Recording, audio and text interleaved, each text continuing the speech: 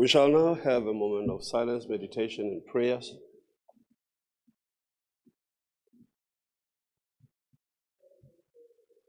Thank you. You may be seated.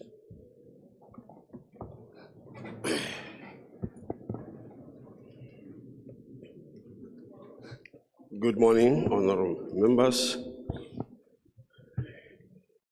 You are welcome. And all of you invited guests, you are heartily welcome. We proceed to motions on money bills. The acting secretary shall read motion 1.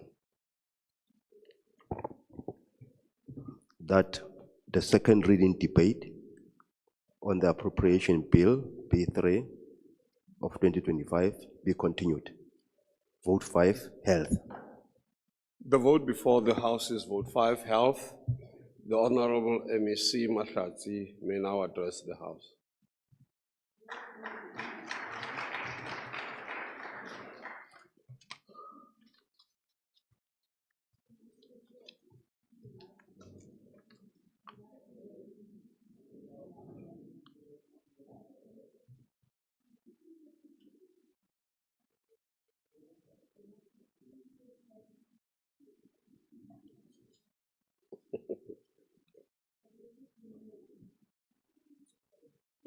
The watch should be 40 minutes.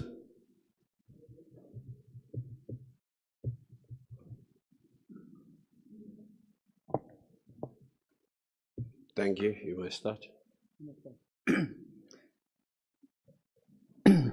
Honorable Speaker, Dr. Mkolisi Tukwana, Deputy Speaker, Honorable Nolita Ndukani, Premier, Honorable Makwin Litsuwa Matai, members of the Free State Provincial Legislature, members of the Executive Council, House of Traditional Leaders and COISA, commissioners of Chapter 9 institutions, executive mayors, speakers, MMCs, councillors of various municipalities present here, acting Director General, HODs, municipal managers, CEOs, and of state entities, members of senior management and in provincial and local government, executive management in the Department of Health, and all health workers, members of the health governance structures, provincial aids councils, partners in health service delivery, leaders of organized labor, members of respective media houses, distinguished guests, people of the Free State, ladies and gentlemen, I stand on the established protocol to acknowledge all present today with humility and respect. There is a Swahili proverb, Honorable Speaker, that says, to fear a big or important person is futile, because when will he ever be small? And the meaning is that there are times when we discover that what lies ahead of us is both scary and uncertain. At such time, the first thing the mind tries to do is to talk us out of it. The mind will tell us that the dream is too big, so big that it scares you to the point of giving up. This quote reminds us that the things that scare us the most will not become less terrifying even if we procrastinate. We should get into the habit of facing our fears. Honorable Speaker, we meet today in April, a month of profound historical significance. 31 years ago, following a tragic assassination of our Chris Hani, South Africans from all walks of life cast their votes for the first time, ushering in our democracy. It is a legacy we must continue to protect with unwavering resolve. As we continue to build a responsive, equitable, and high-performing health system, we also mark 2 critical health observances. This week, until the end of April, is the Free State joins the continent in observing Africa Vaccination Week and World Malaria Day on 25 of April. These commemorations reaffirm our commitment to preventing disease and promoting health equity. While malaria is not endemic to our province, we remain vigilant, strengthening surveillance in response to climate change and travel-related risks. Simultaneously, under the banner the big catch-up protecting everyone everywhere. We are intensifying our immunization efforts to ensure that no child is left behind. In the early days of the 7th administration, Honorable Speaker, the Premier made a profound and sobering reflection about our health care system. She reminded us that no one visits a health facility by choice.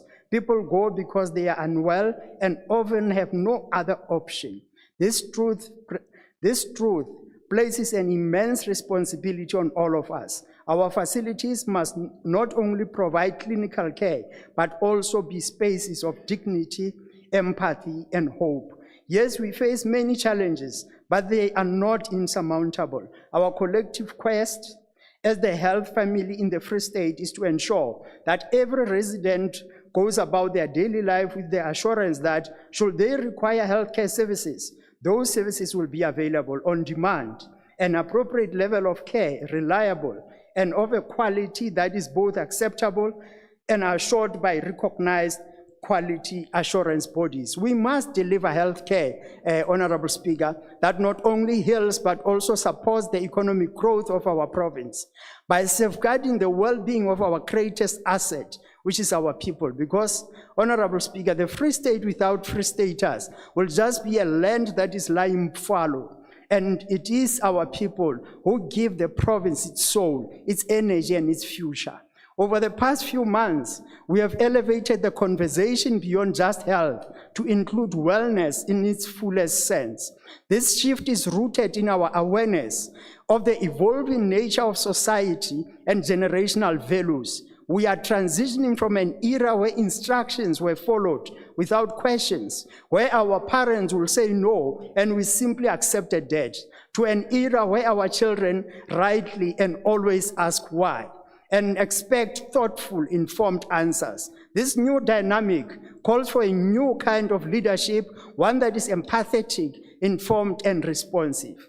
Honorable Speaker, we have placed the issue of child and teenage pregnancy squarely on the national agenda, and we are encouraged by the fact that it has sparked responses from many corners of our society and various partners. Naturally, not all responses fully grasp the depth of our approach or the long-term change we are working to create, but our stance is clear. For us, this is about making informed, empowering choices. First and foremost, we promote abstinence as the safest option. However, where that is not possible, we provide access to safe, medically approved, preventative measures to protect the health, dignity, and future of our young people. For us, it comes down to a difficult choice. Does a 10-year-old come to the clinic for preventative care? A termination, a backstreet abortion gone wrong, to give birth, or worst of all, to be declared a maternal death? This becomes realities when we fail to open conversations with our children. If we cannot talk about relationships at the dinner table, then our children will learn from the streets about reproductive health. We must be brave and confront the child and teenage pregnancy head-on. Likewise, we have raised alarm about vandalism of the public health infrastructure. The current spate of break-ins and vandalism has become targeted attacks against the provision of health services.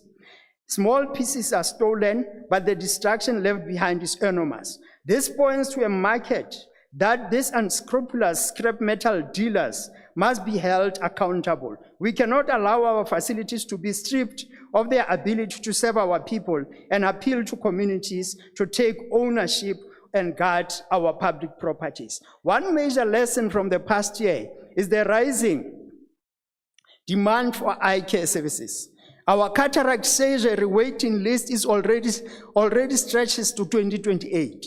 And public interest during the Pillow Paper Train's visit in Bloemfontein confirmed just how serious this need is. We have taken action. The Free State School of Nursing is preparing to offer specialized training in ophthalmic nursing with the first intake plan for 2027. In the coming year, we'll focus on setting up the systems in partnerships needed to make that possible. We must acknowledge that removing midwifery from the 4-year nursing program has weakened our ability to deploy well-rounded nurses, especially in primary health care. Addressing this gap is urgent, and our Free State School of Nursing is positioned to deal with that.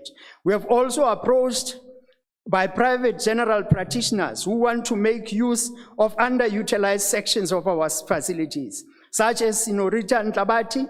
We are open to this, as it may improve access to revenue generations. With lessons from the Triple Ps in mind, we will follow guidance from EXCO and the National Health Council to ensure that sustainable and transparent arrangements are made. At national level, National Health Council has taken steps to support provinces in managing key debts. This includes help with payments with the NHLS, procurement of oxygen, bed linen, filling critical posts, and settling the accounts of National Blood Service. This is going to relieve us a lot. Ultimately, our goal is universal health coverage.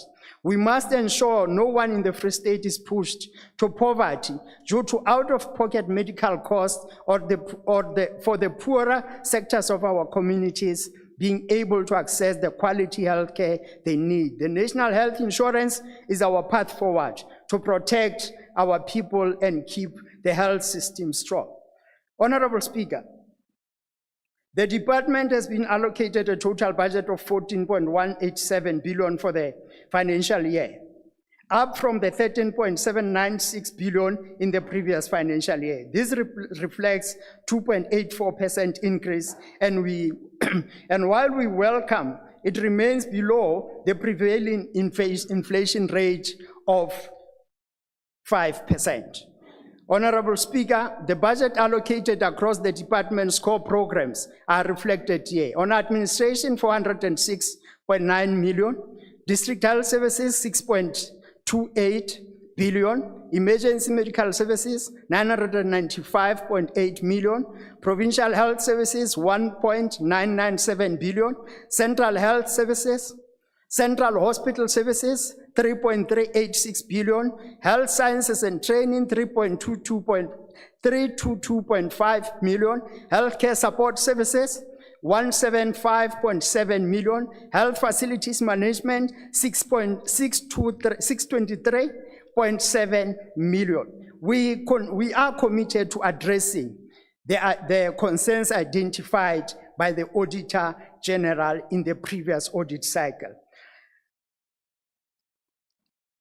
Honorable Speaker, we have appointed the mental health review boards across the province. We have realigned our Free State School of Nursing to be in line with the requirements of the Department of Higher Education and Training, and as a result, we have appointed the governance structure in that institution. And as a result, Chair and Honorable Speaker, we are also upgrading our systems in the Free State School of Nursing so that we are able to meet the challenges. We have appointed the district health councils, and we are in the process of appointing the provincial district council in due course. We have appointed the internal audit committee, and that is functional and working well currently. We have realized that the National Tertiary Services Grant have not been utilized equitably across our sectors, and we have put in place a process to correct that. We have observed, Honorable Speaker, that our facilities across health in the province having difficulty with accessing sustainable and reliable water supply, and as a result, we are putting in place a system to address that. We have in this process identified illegal connections to our hospital supply, and we have also been alerted of the scarcity of water, natural water in areas like Masilonyana. Those are areas that we are dealing with. We have also dealt with leakages and water supply challenges in our facilities like Elizabeth Ross and Paris district hospitals. Those are receiving attention. We are grateful to our partners for their support in resolving this crisis, in assisting us to resolve this water crisis. As we speak now, the challenges in Kwakwa and Manapo has gone down in our facilities, and this includes our cooperation with the Water, Sidibeng Water, Department of Water and Sanitation, Malutia-Phofu Municipality, as well as Malutia-Phofu Water, ESCOM. These are the partners that have assisted us to deal with these issues. In private hospital applications, Honorable Speaker, we continue to receive a lot of applications in this space. However, the challenge that we face is the ability of the municipalities to process what is due for them to process. And as a result, this creates a challenge for us to finalize these processes. The Ministerial Advisory Committee on Health Review Policy has been established by the minister, and it is going to deal with quite a number of issues which relates to how we function as the Department of Health. And as a society, we hold our doctors, nurses, and healthcare professionals in the highest regard.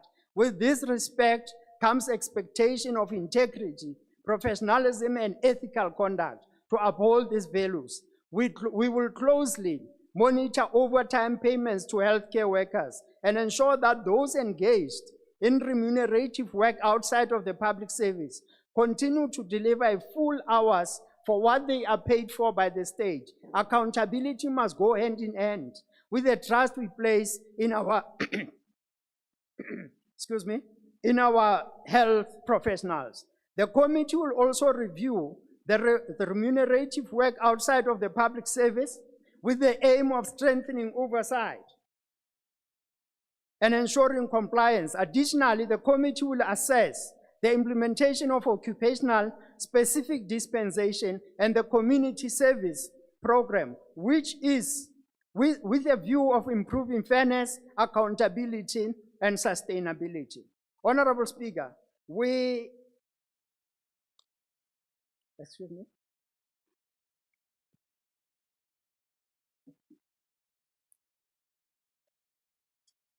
Honorable Speaker, under contract management and PPP, some of the contracts that the department is party to were unfortunately structured in ways that leave the state at a disadvantage. In many cases, the other party can walk away easily, while the department remains bound even when the partner has not fulfilled their part of the deal. A key example here is the public-private partnership with the Community Health Management Consortium in Pelonomi, which is popularly known as Netcare. This arrangement has placed heavy financial burden on the department. The decision has been taken to bring that unit back into full public control, as the Premier has indicated in the State of the Province address. So this matter is going to be achieved before the end of this year. Regarding universities, we will ensure that any future partnership follow proper PPP procedures as outlined in our policy framework, most importantly, that it delivers value to the public health system.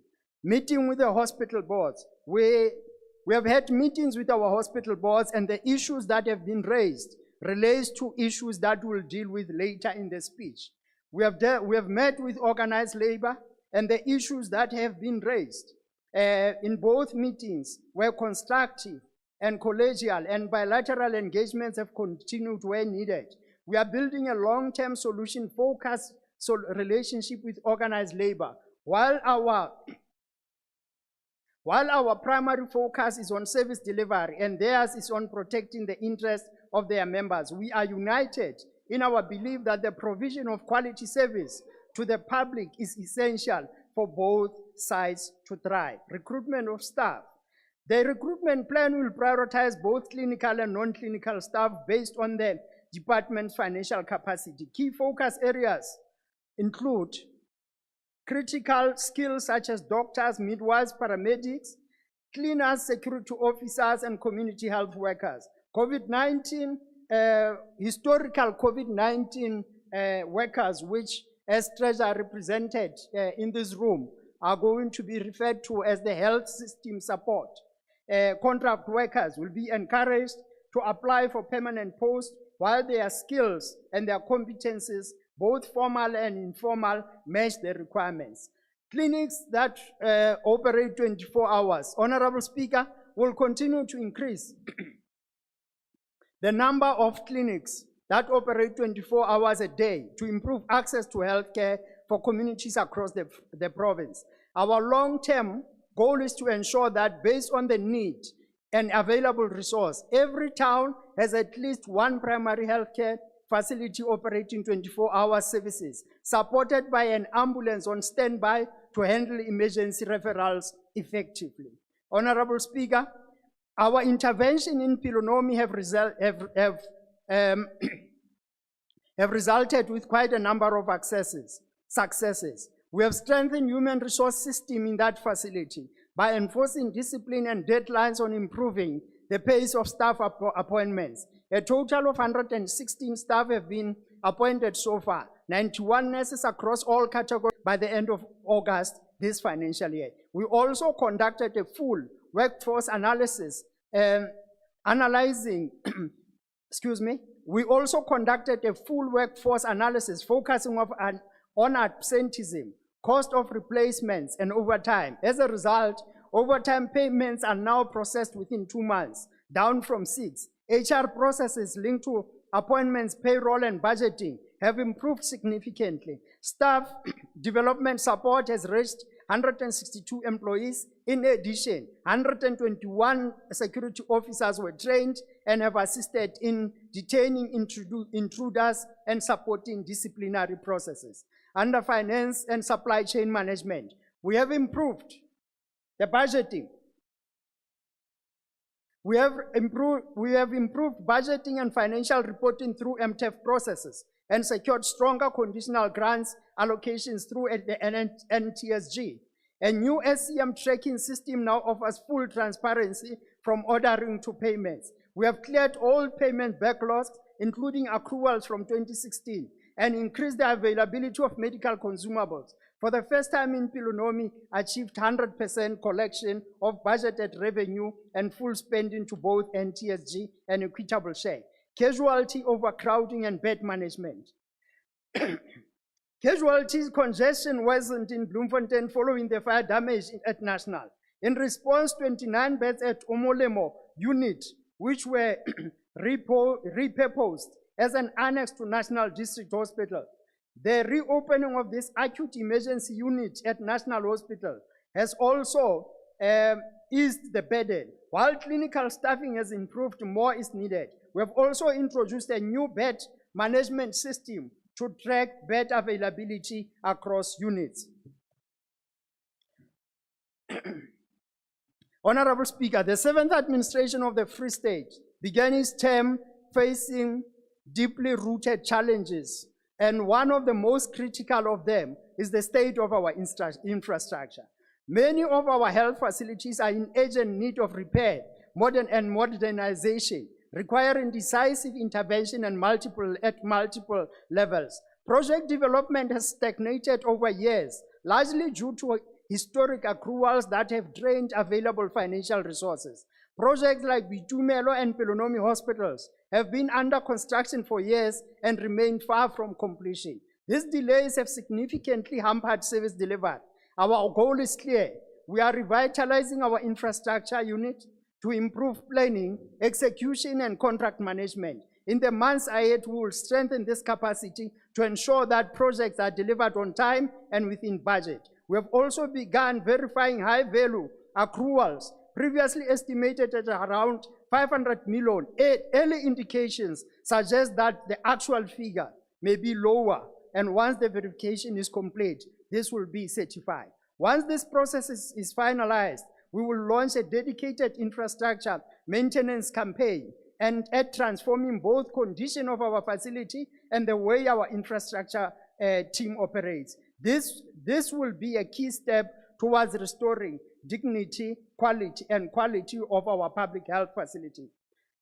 Under clinical health, Honorable Speaker, I open with a quote, open quote. I came into close contact with poverty, hunger, and disease, with the inability to treat a child because of lack of money, with stupefaction provoked by continual hunger and punishment, to the point that a father can accept the loss of a son as an unimportant accident, as occurs often in the downtrodden classes of our American homeland. Close quote. This is Che Guevara when he was talking on revolutionary medicine. And fight against gender-based violence, Honorable Speaker.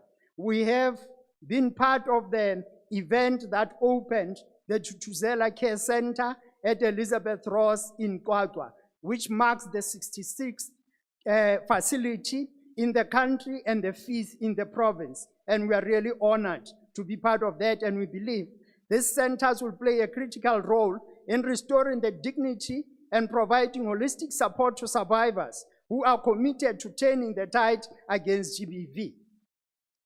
Honorable Speaker, we're going to be investing in making our facilities even more disability friendly. Two key things in this financial year. Firstly, the introduction of sign language in our facilities to ensure that we improve communication. Secondly, we're going to introduce color coding of our files for our clients who are deaf, so that our staff can then know that a file with particular code needs a particular sign to communicate with the client. Honorable Speaker, under HIV and AIDS, in response to our high HIV burden, all our public health facilities in the province provide HIV counseling and testing services, initiating the HIV positive patients on ART on the same day as per the universal test and treat strategy. To date, 751,656 individuals have been tested for HIV, with 16,189 being started at ART.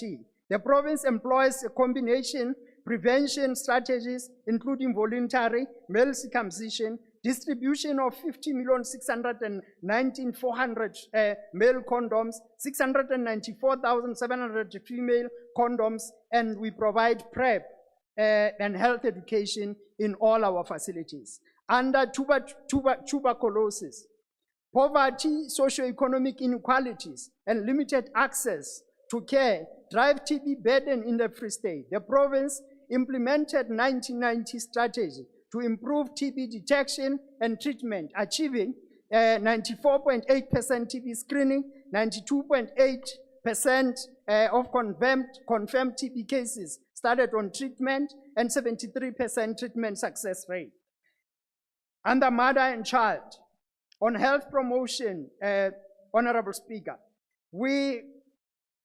our health promotion contributed through health campaigns, community mobilization, and raising awareness. Radio talks remains the most powerful mass media and strategy for educating the community about health programs. This encourages the community to live up to the slogan, "Ke bophelo ba ka, ke tla bo hlokomela." Under nutrition, to prevent malnutrition and reduce case fatalities, we implemented growth monitoring for early detection, vitamin A supplementation, and deworming. Vitamin A coverage at 56.5% in 24-25 financial year, falling short of the target of 65%. The child severe acute malnutrition case fatality rate was 10% in 24-25 against the target of 10.5.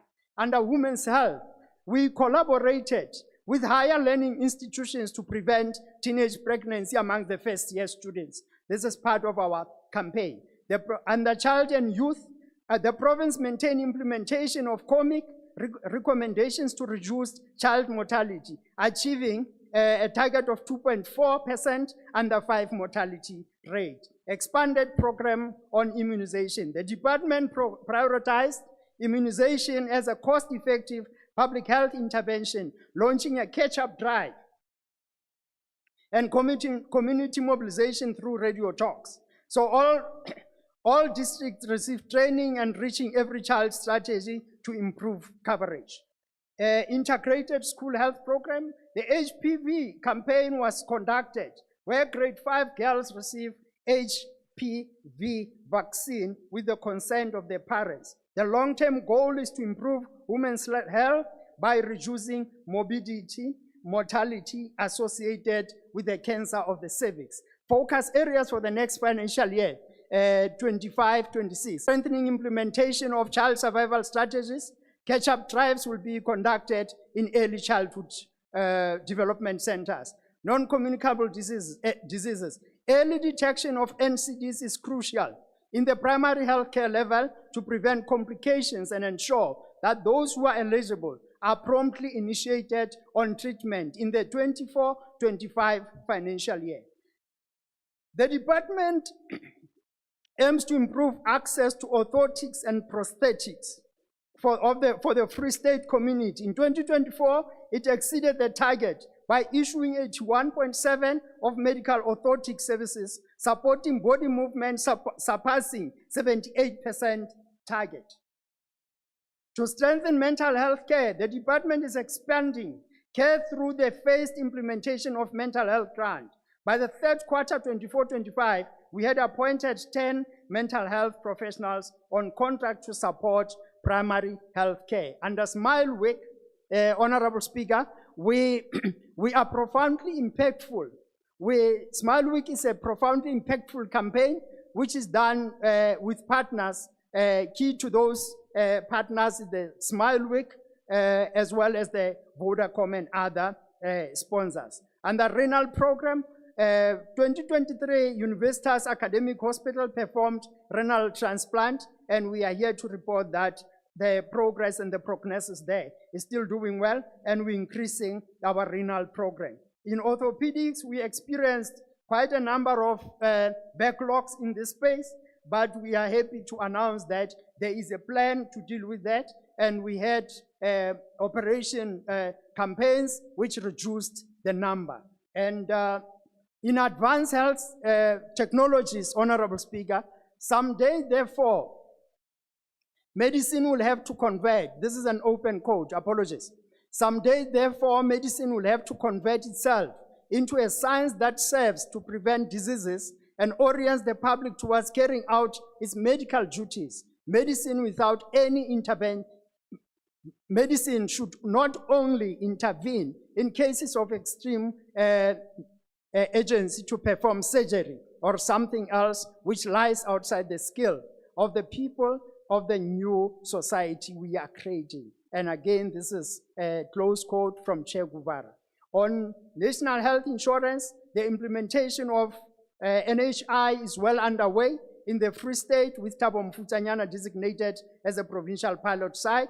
The district is already seeing visible progress in relation to this matter. In relation to forensic pathology services, Honorable Speaker, we have 11 facilities across the province, and we've had some challenges with the Department of Labor closing one of our main facility here in Bloemfontein, but progress has been made. Most of the facility has been declared a place safe to work in, and we will be concluding that process very soon. On primary healthcare, we have observed, Honorable Speaker, that most of the challenges that we face in the primary healthcare relates to the long queues, and we have observed that mainly this is because of the understanding and implementation of our policies, and we're going to be setting up a primary healthcare realignment campaign, whose aim is to make sure that our frontline staff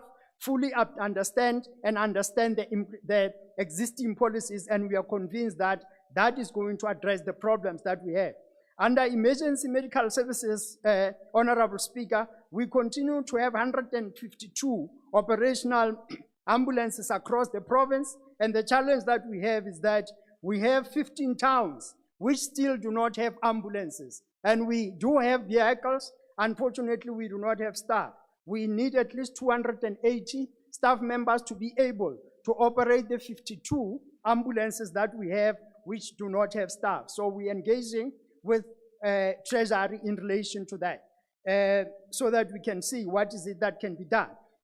Pharmaceutical services, ensuring the availability of medicines and medical services is top of the priority for the department, and a target of 90% availability was achieved. We remain very humbled by this achievement, Honorable Speaker. Security in our facilities, we would like to express our sincere appreciation to Masilonyana Municipality for their generous support in providing security services to our health facilities. We'll therefore call on other municipalities to assist us in relation to that so that our facilities are not vandalized.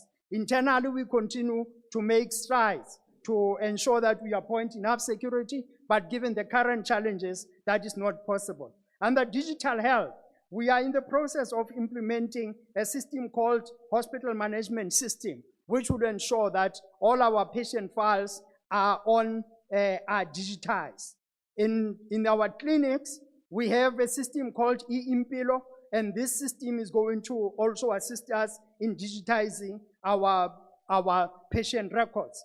We also working on biometric verification with HPRS, and another major milestone is the implementation of biometric verification through the health patient registration system, already active in 72 PH facilities across our province. We're working on ensuring that our ICT infrastructure is safe through ensuring that we have cyber security. And we have the operational and educational digital tools that we are implementing in quite a number of our facilities. We have technological advancements that would like to report, Honorable Speaker. We have implemented with the, excuse me.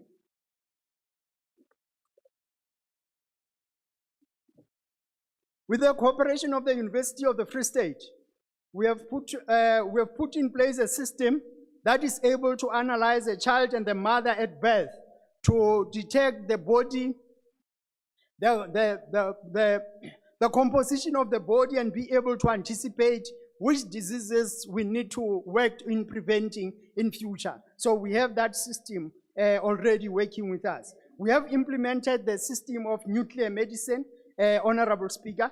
We have ventured into a system of introducing robotics in doing surgeries. So we have that vicious robotic system that we have implemented.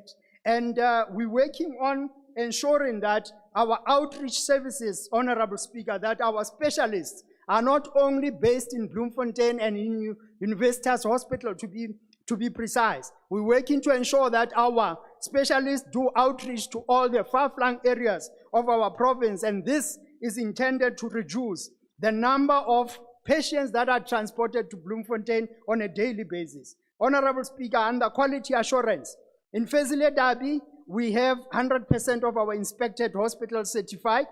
We have 100% of hospitals in Kharib certified. We have Thabo Mfutsanyana 82% certified. Lejwale Puza 67 certified. Mangaung, they were inspected and the results are outstanding. This is done by the Office of the Standards of Health Compliance. So we await the outcome eagerly. We have received a number of reports about food for patients in various facilities. The internal audit has been assigned to go and look into this issue and make sure that there is compliance and contract management will be implemented. There's been issues about laundry services and the availability of linen and patient clothes across our province. This matter is receiving intervention on 2 levels. National is providing assistance for us in relation to providing linen, and we have also set aside an amount that will assist us, but we're also empowering our regional hospitals to do their own linen so that we reduce the mobility of linen from facility to the other. Under medico-legal, Honorable Speaker, one of the most pressing financially devastating challenges facing the Department of Health is the rise in medico-legal. And at this point, our legal liability is standing at a whopping 6.1 billion, and it's still counting. And we have put in place plans to reduce and intervene on this matter with the help of National. And let me indicate that our intervention at national has shown that quite a number of these claims should not have existed at all. And there's, the SIU is assisting us on that. In conclusion, Honorable Speaker, the budget is not merely a financial document. It is an instrument of social justice, a plan to heal, protect, and restore dignity. Behind every allocation is a person, a family, and a future that depends on us. Let us work let's work together to build a responsive, equitable, and high-performing health system. Let us be the leaders who do not shy away from difficult decisions. Let us be remembered as the generation that ensured that health was not just a service, but a right truly enjoyed by everyone. Together, we can build a healthier Free State. There are many examples of excellence in our healthcare system reflected in the lived experiences of our people, and we continue to address persistent challenges. Honorable Speaker, allow me to share the story of Mr. Khatliso Pitso, who is with us today. And I think he's in the podium and he can stand up so that he can be acknowledged.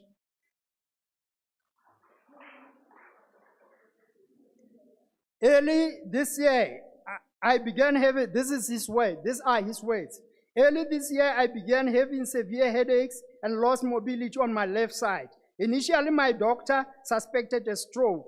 Only an MRI scan did they discover I had subdural hemorrhage, a burst blood vessel in my head. I was deteriorating rapidly and required emergency brain surgery. This was life-threatening. Honorable Speaker, the surgery was performed in our public facility. Dr. Pitso is healthy and well.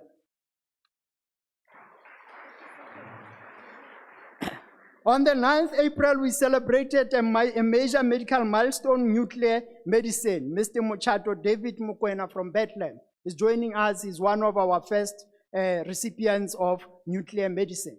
Dr. Mukwena, can you please stand up? Honorable Speaker, let me take this opportunity to express my heartfelt gratitude to the African National Congress, the Honorable Premier. I remain indebted to COSATU for having provided me with the platform. Let me acknowledge the HODs that I've worked with, both the previous and the former, and let me also acknowledge all who have continued to support me.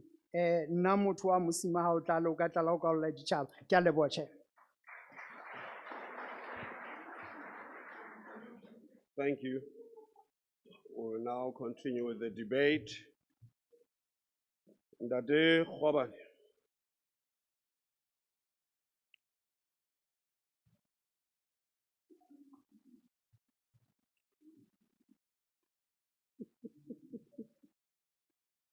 Honorable Speaker, honorable members, ladies and gentlemen, let me start by paying tribute to President Oliver Tambo, who passed away on the 24th of April in 1993. Health as a social service and a public good is intended to deliver social outcomes, while social services as a developmental good is intended to deliver health outcomes. Organized activity of society can be divided into various systems such as health, education, production of consumer goods, politics, culture, security, etc. For each of these systems, there is a defining goal, the reason for which the system exists. For the education system, this goal is to educate individuals, and for health system, it is to improve health. In addition to the defining goal for each system of society, there are two goals common to all systems. These are the responsiveness of the system to the legitimate expectation of the population and fairness in the financing of the system. Universal health coverage is a fundamental health system goal and a key target of health-related sustainable development goals. In recent years, South Africa arrived at a policy decision to progressively realize the attainment of health for all in South Africa, in part through a 14-year phased introduction of universal health coverage using national health insurance as a financing mechanism. Provision of healthcare services in our society takes place under harsh economic conditions that have deepened inequality. For any country to prosper in terms of economic development and growth, the health system must be able to adequately cater for the needs of society and contribute positively in her life expectancy. The key challenge to the department is to provide accessible health services to all sectors of society, especially to the poor, who constitute the majority of the population. South Africa has a two-tier healthcare system that is comprised of a public sector, primarily funded through tax contributions, and a private sector funded through medical schemes, hospital care plans, and out-of-pocket payments. This system results in inequitable access to care for the population. From 2014, total health expenditure accounted for 8.5% of the GDP, with about half of that spent in private sector that serves only 18.1% of the population. And since 2008, per capita spending by private medical schemes was found to be more than 5 times higher than in the public sector. This cost of healthcare services, as well as spending, varies significantly between the two sectors. Although voluntary private medical schemes mainly cater to high and middle income formal sector employees, the law requires that members receive prescribed minimum benefits package of health services. The uninsured population is primarily dependent on public sector for health services. However, evidence suggests that uninsured low-income workers frequently access private providers directly for primary care services, such as the general practitioner consultations, thus also being subject to out-of-pocket payments. Speaker, the introduction of NHI is an endeavor that is likely to involve significant health financing reforms aimed at pooling revenue to improve gross subsidization. It also seeks to use economies of scale and strategic purchasing to achieve cost efficiency. An NHI fund will eventually be established as a single payer and a single purchaser to purchase healthcare services from a mix of private and public providers. Honorable Speaker, the highly unequal distribution of income in our society results in many people relying on public health facilities for healthcare. This simply gives a picture of the reason for overcrowding that you find at Pelonomi and Bongani hospitals. Pelonomi is a tertiary hospital which has to deal with walk-ins from community members desperate for health services and who cannot understand anything about being referred to by another health institution. As a result, such a hospital is bound to experience running out of key supplies because of being overburdened by demand. In contrast, a hospital like Universitas, people are sent away if they walk in without referral, thus keeping its management good. In addressing this anomaly created by the political economy of health, the government resorted to bringing the NHI, which is aimed at improving the quality of health services in the public sector and addressing structural imbalances, including public sector human resource shortages. Honorable Speaker, I must hasten to point out that the Western countries use different kinds of health insurances. We are no different. To this end, the Ministry of Health developed a plan to achieve better population-based healthcare outcomes by strengthening primary healthcare services delivered through this district health system. Honorable Speaker, Integrated health services based on strong primary health care and public health functions directly contribute to a better distribution of health outcomes and enhanced well-being and quality of life, which in turn bring important economic, social, and individual benefits.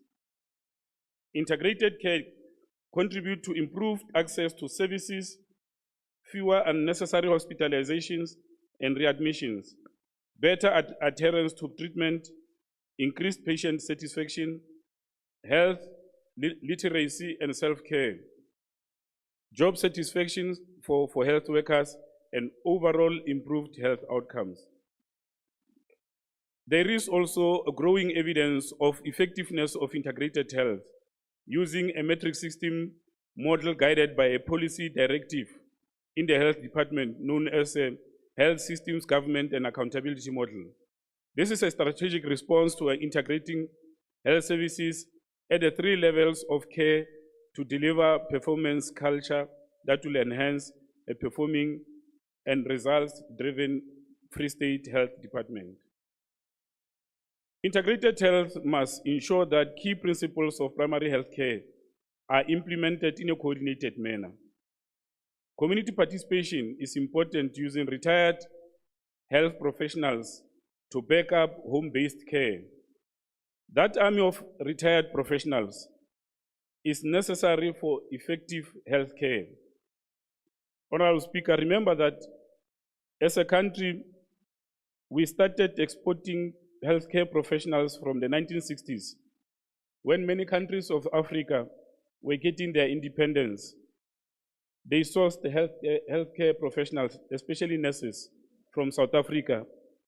This is the case now, especially with Western countries and the Middle East, where many nurses, we export many nurses to those countries.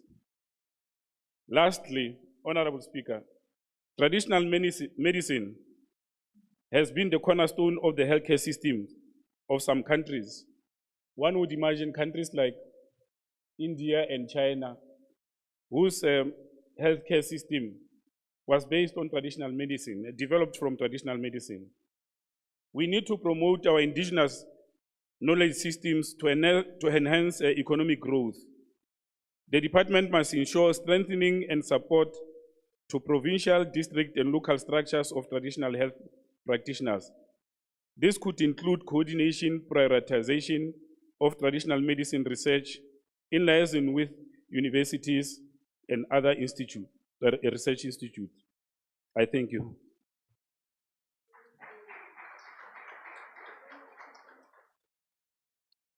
Honorable Klute.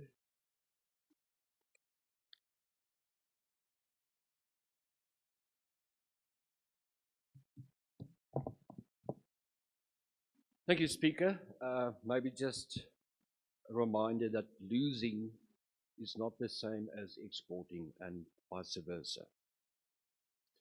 Speaker, during the PROPAC discussions with this department, I asked very directly, how is it that a mere clerk at Pelanomia Hospital leaped from level 5 to level 11? That's a promotion to deputy director, and the department dodged this question. I wonder why. You see, BE and affirmative action, for the few but not for you. In the meantime, the Free State Psychiatric Complex, one nurse cares for 17 patients, Premier. The phones don't work. The electricity was out all weekend.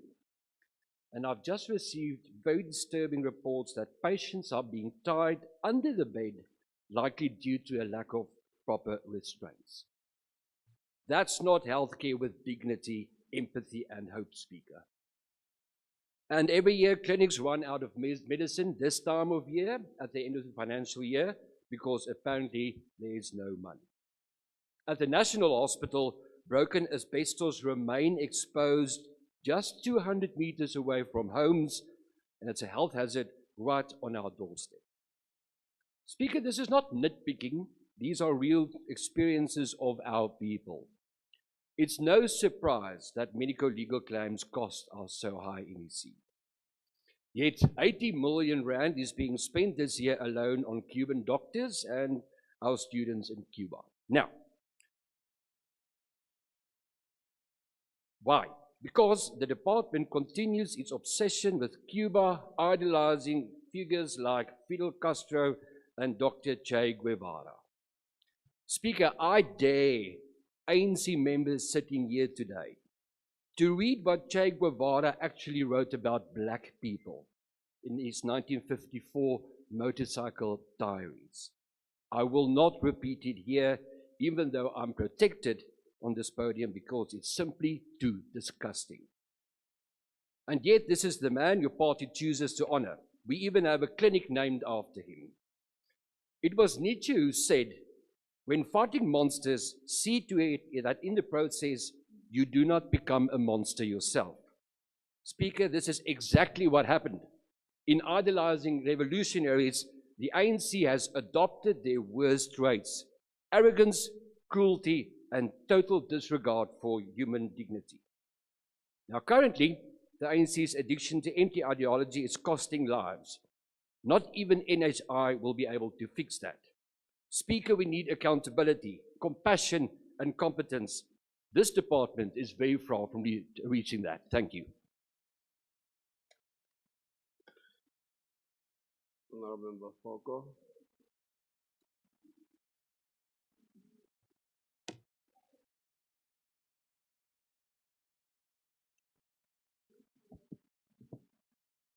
Thank you, Honorable Speaker. Honorable Speaker, in Free State, an estimate of 80% of the 2.9 million residents, or about 2.3 million people, are dependent on public healthcare service. This means they are relying on hospitals and clinics for their healthcare. Impa ha re sheba hona jwale, Speaker, re na le dipetlele tse ka bang tse 16 ka hara Freistata, e leng mahlabisa dihlong a maholo haholo, ba tse ding tsa tsona ntse di retlwa re sa tsebe hore na ho etsahala eng. Department o tshwantse e kenelle moo, jwalo ka clinic yane mane Heidedal, e leng clinic e ne le kgolo haholo hore e ka accommodate ba bang ba batho ba e leng hore batla mane Pelenomi. Ha ke ya Pelenomi mane, Honorable Speaker, maternity ward, mane mo mme a ileng a pepa teng, a pepela ka hara toilete, ntlwana. Re bitsa jwalo ka Sesotho, o ile a pepela ka ntlwaneng hoba di-services ha di a loka hantle mo Pelenomi. O tshwantse re shebe ntho eo e tshwanang le eo.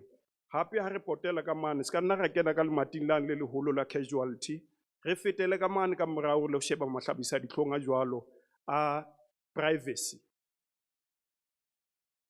Tse ding tsa ditokomane tsa rona kwano di bua ka privacy, but mane ha o potela ka mane, ha o hlaha ka mane ka maternity, o hlaha ka mane ka morao, o kgona ho bona hore na ho etsahala eng ka moo ka maternity ward.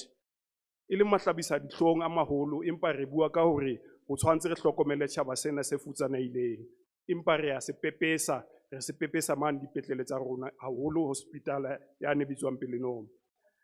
Ke mane ntong Bongani Hospital, ha ke fitla mono Bongani Hospital, re shebe ditshebeletso tsa teng hore na di eme jwang, hoba mono hantle batho ba lla ba re ha bana ditshebeletso tse lokileng haholo tse phethahetseng, batho ba bo rona ba kwano Freistata. Nna ke bua ka batho ba Freistata, ha ke bui ka batho ba kae kapo kae, ke bua ka batho ba kwano Freistata ba hlabiswang dihlong ke tsena tse etsahalang dipetleleng tsa rona. Bongani Hospital, letona, ke fitisetsa ho wena ngwana mme, o e hlokomele mane ha o kena Bongani Hospital, ka mane ka nthong ya COVID-19, mo ene le nthong ya COVID-19, mo ne entswe COVID-19 teng.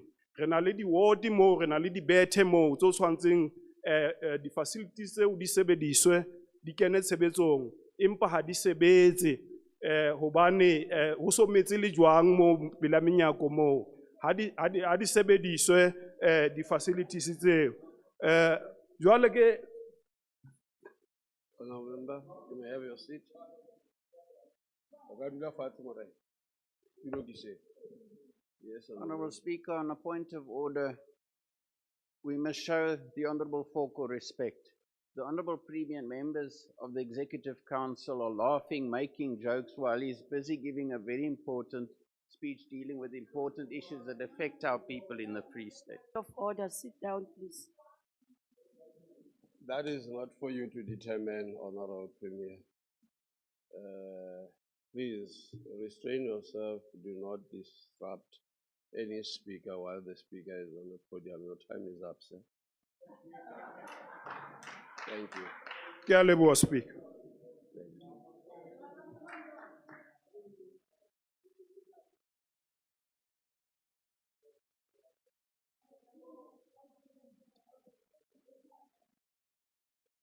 Honourable Member Ndungani.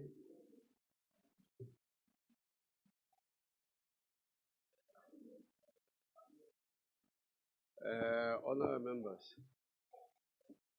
Chief Whip, ba dutseng pela hao e ka ba na le mathata and o imakaditse fela. A ke no ya ho bona ke tla ho wena Chief Whip, ba dutse pela hao. No, ha ba kgalemele. Ke bona ekare le le bararo le tla tswela ka ntle, le ke lo kgalemelana ka ntle. No, ke a o bona ba supile ka monwana. Haufinyana o tla tswa le bona. Le tla lo supana ka ntle haufinyana. Chair of Chairs, ekare o tla kgasetsa ka ntle. Wa bona wena le Premier le tla tswela ka ntle. Deputy Chief Whip. A re tswele pele, Deputy Speaker. Thank you, Speaker. The Speaker of the Free State Legislature, Honorable Makwin Letsua Matai, Premier of the Free State Province, members of the Executive Council who are presenting today, honorable members of this House, fellow citizens of our beautiful province, it is with deep gratitude and revolutionary pride that I rise to accept and commend the budget vote speech delivered by the Honorable MEC for Health in the Free State Province, deployed by our glorious movement, the African National Congress. Honorable Speaker, this is not merely a budget speech.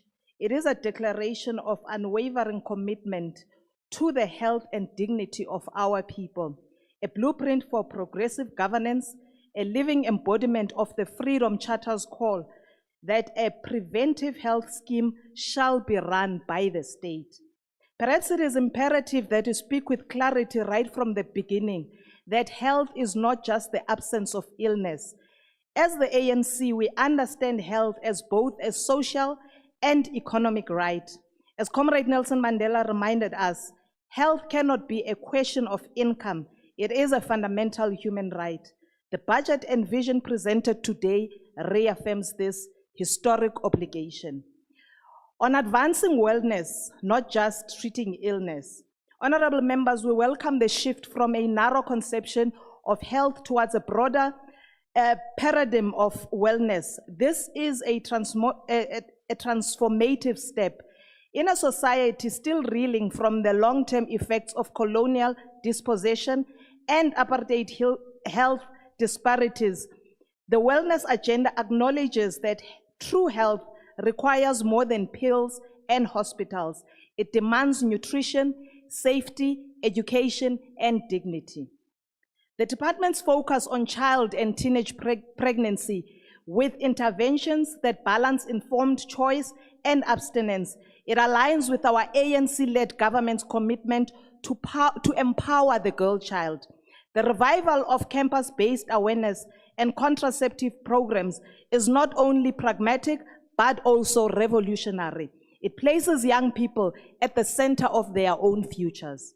On building a people's health system. Speaker, the ANC has always stood for a people-centered health system. The Honorable MEC's bold response to vandalism of health infrastructure, describing it as a targeted sabotage of the people's assets, must be supported by all progressive forces, including yourselves, opposition.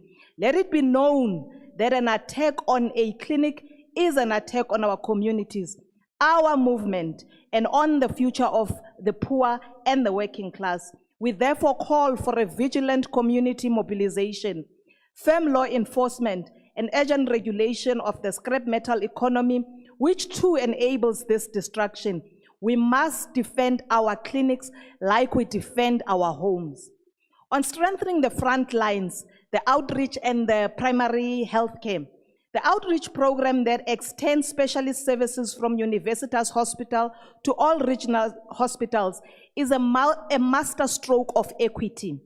It breaks down apartheid geographies and brings dignity to the most rural and marginalized of our citizens. In the ANC tradition, we say health is not for sale. This outreach program affirms our values by delivering care, not for profit, but for the people. It echoes our commitment to a developmental state that intervenes decisively in the interest of the poor. On the national health insurance, the cornerstone of our policy agenda, honorable members, we cannot speak of health transformation without invoking the ANC's flagship policy. The NHI, the Honorable MEC's update on the Free State's NHI readiness fills us with confidence. With 83% of hospitals satisfied by the Office of Health Standards Compliance and over 90% of clinics meeting ideal clinic standards, we are marching forward. To the naysayers of the NHI, on my left-hand side, let me be clear, medical poverty has no place in democratic society. As the ANC will not be swayed by the loud voices of privilege, the NHI is not only necessary, but it is inevitable, and we dare not fail. On investing in people, infrastructure, and their dignity, Speaker, let us also commend the department for taking seriously the dignity of our people through investments in laundry services, food quality, and patient clothing. These are not minor details. They're expressions of human worth. As Marx reminds us, human dignity is the cornerstone of a just society. We applaud the 11.5 million allocated for linen and attire, as well as the decentralization of laundry services to ensure accountability. We see here a department that listens, that acts, and that honors the people it serves. Honorable Speaker, I rise to endorse the health budget vote with pride, with resolve, and with the full backing of the African National Congress. Let this budget be a testament to what is possible when government is in the hands of those who serve the people. Amandla, forward with NHI, forward. Honorable Member Dipoko.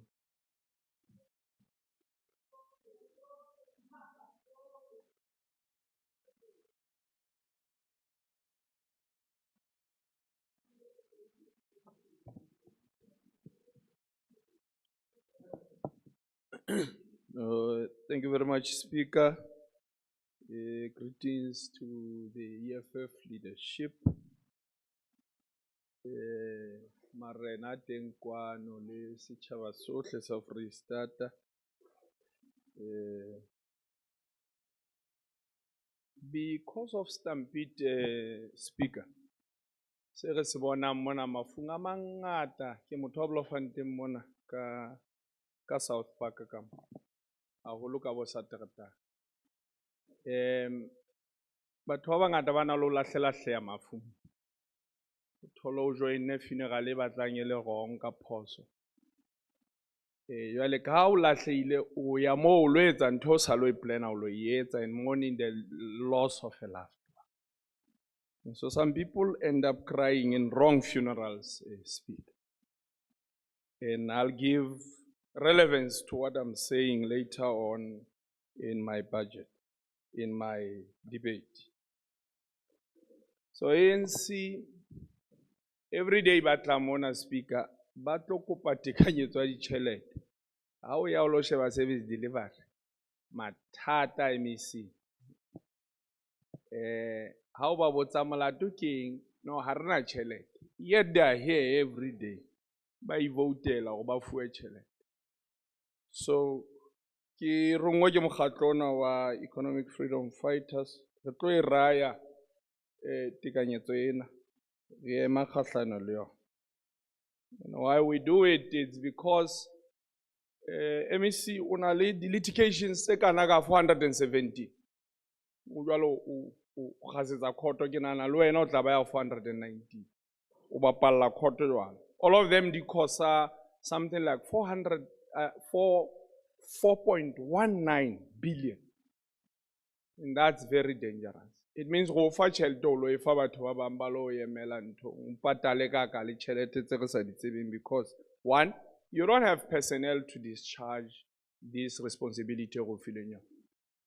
Besides, le tšhelete go fileng yona 70% of it goes straight to di pokoto e le di salary tsa basebeletsi ba. That part you understand. So why should we give you tšhelete a ile hantle if we're not going to receive service delivery?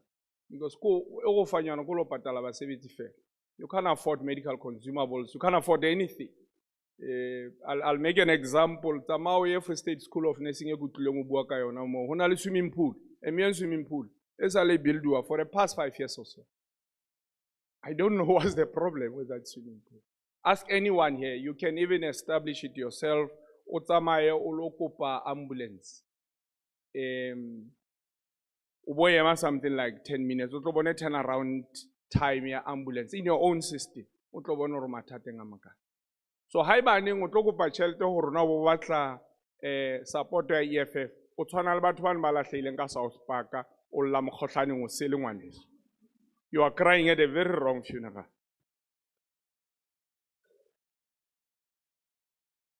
Now, staff ya na se o nang le sona MEC.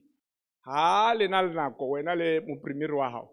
Le etsa nako be lo ba ho bula mo ba sale ba le demoralized so ntse o sena wena.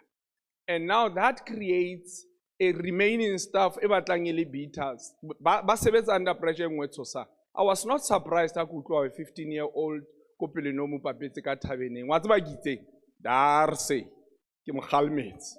That's what I said. Ka toilet. That's what I said.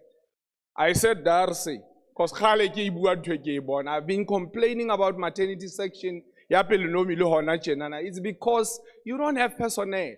And influx let me also indicate to you matata manga how amangata, especially in and around Bloemfontein. One, onale academic hospital. In Bloemfontein is a metro. Onale tertiary hospital. And that tertiary hospital, it was Kike former regional hospital. Ega relegation, by the way, it's a culture about Bloemfontein. Hoya mobile tabakene, by Bafuman 20 it well into Onale district hospital. Marhauna regional hospital. Honorable Speaker.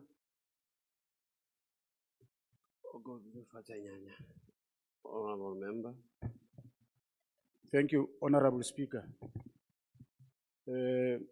Uhobula is a word meaning to howl, which is a sound made by animals like jackals and dogs. Is it therefore parliamentary to say honorable members ba hubula?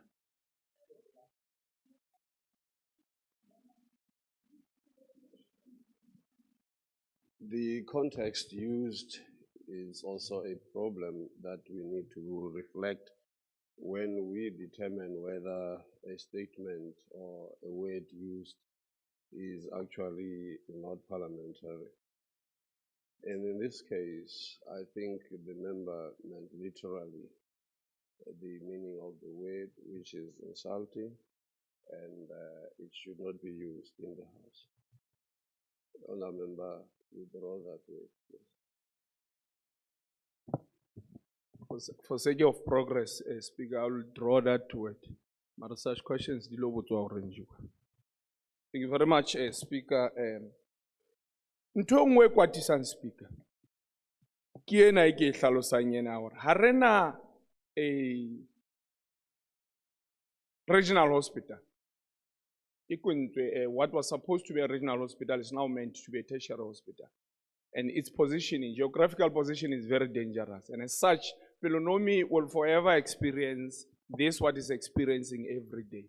So management there, clinical services will forever be in trouble because of its positioning. And I think everyone up in Mona Free State and will remember or Parliament yona ya Free State.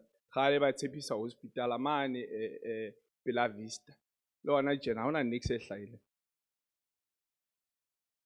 Now, among a mathata a rona ke this arrangement ya medical waste, ya Compass company. You have dealt, I'm coming to this Compass issue. You have dealt with that net care. Ke hospital existant, I wanna exist mona moyemo. It's some WhatsApp arrangement hospital. Haina di facility. Every time, iphela ka hara di hospital tsa rona, MEC, and we have allowed that. And it's an arrangement that all of you members ba in the governing seats. Let's ba handle or ke arrangement e sa le etswa ke batho ba fitile. Make now ba bitsa ka mabitso. Ba bang aksa ba opola, but I suspect the name di tlhakanyane re nsebe. So some of you must dig this thing out, and it must be done speedily, because every minute we waste, we lose a life. Harna di bethe in hospital harna di bethe mona konto. The less I talk about government mortuary, the better.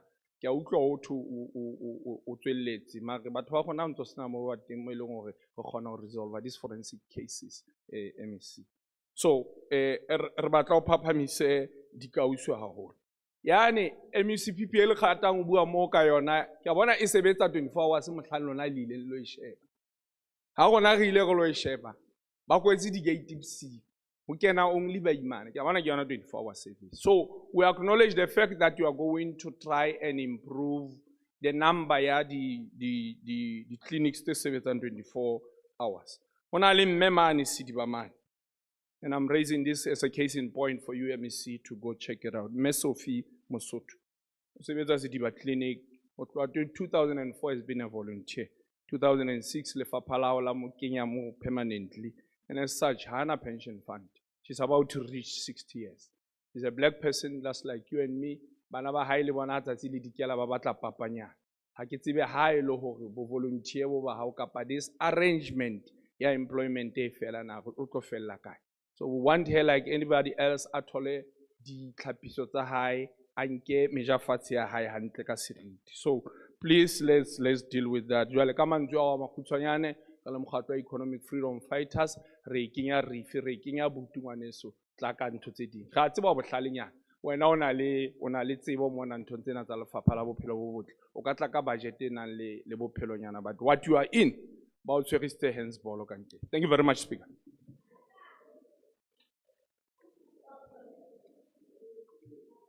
Honourable Member Maso.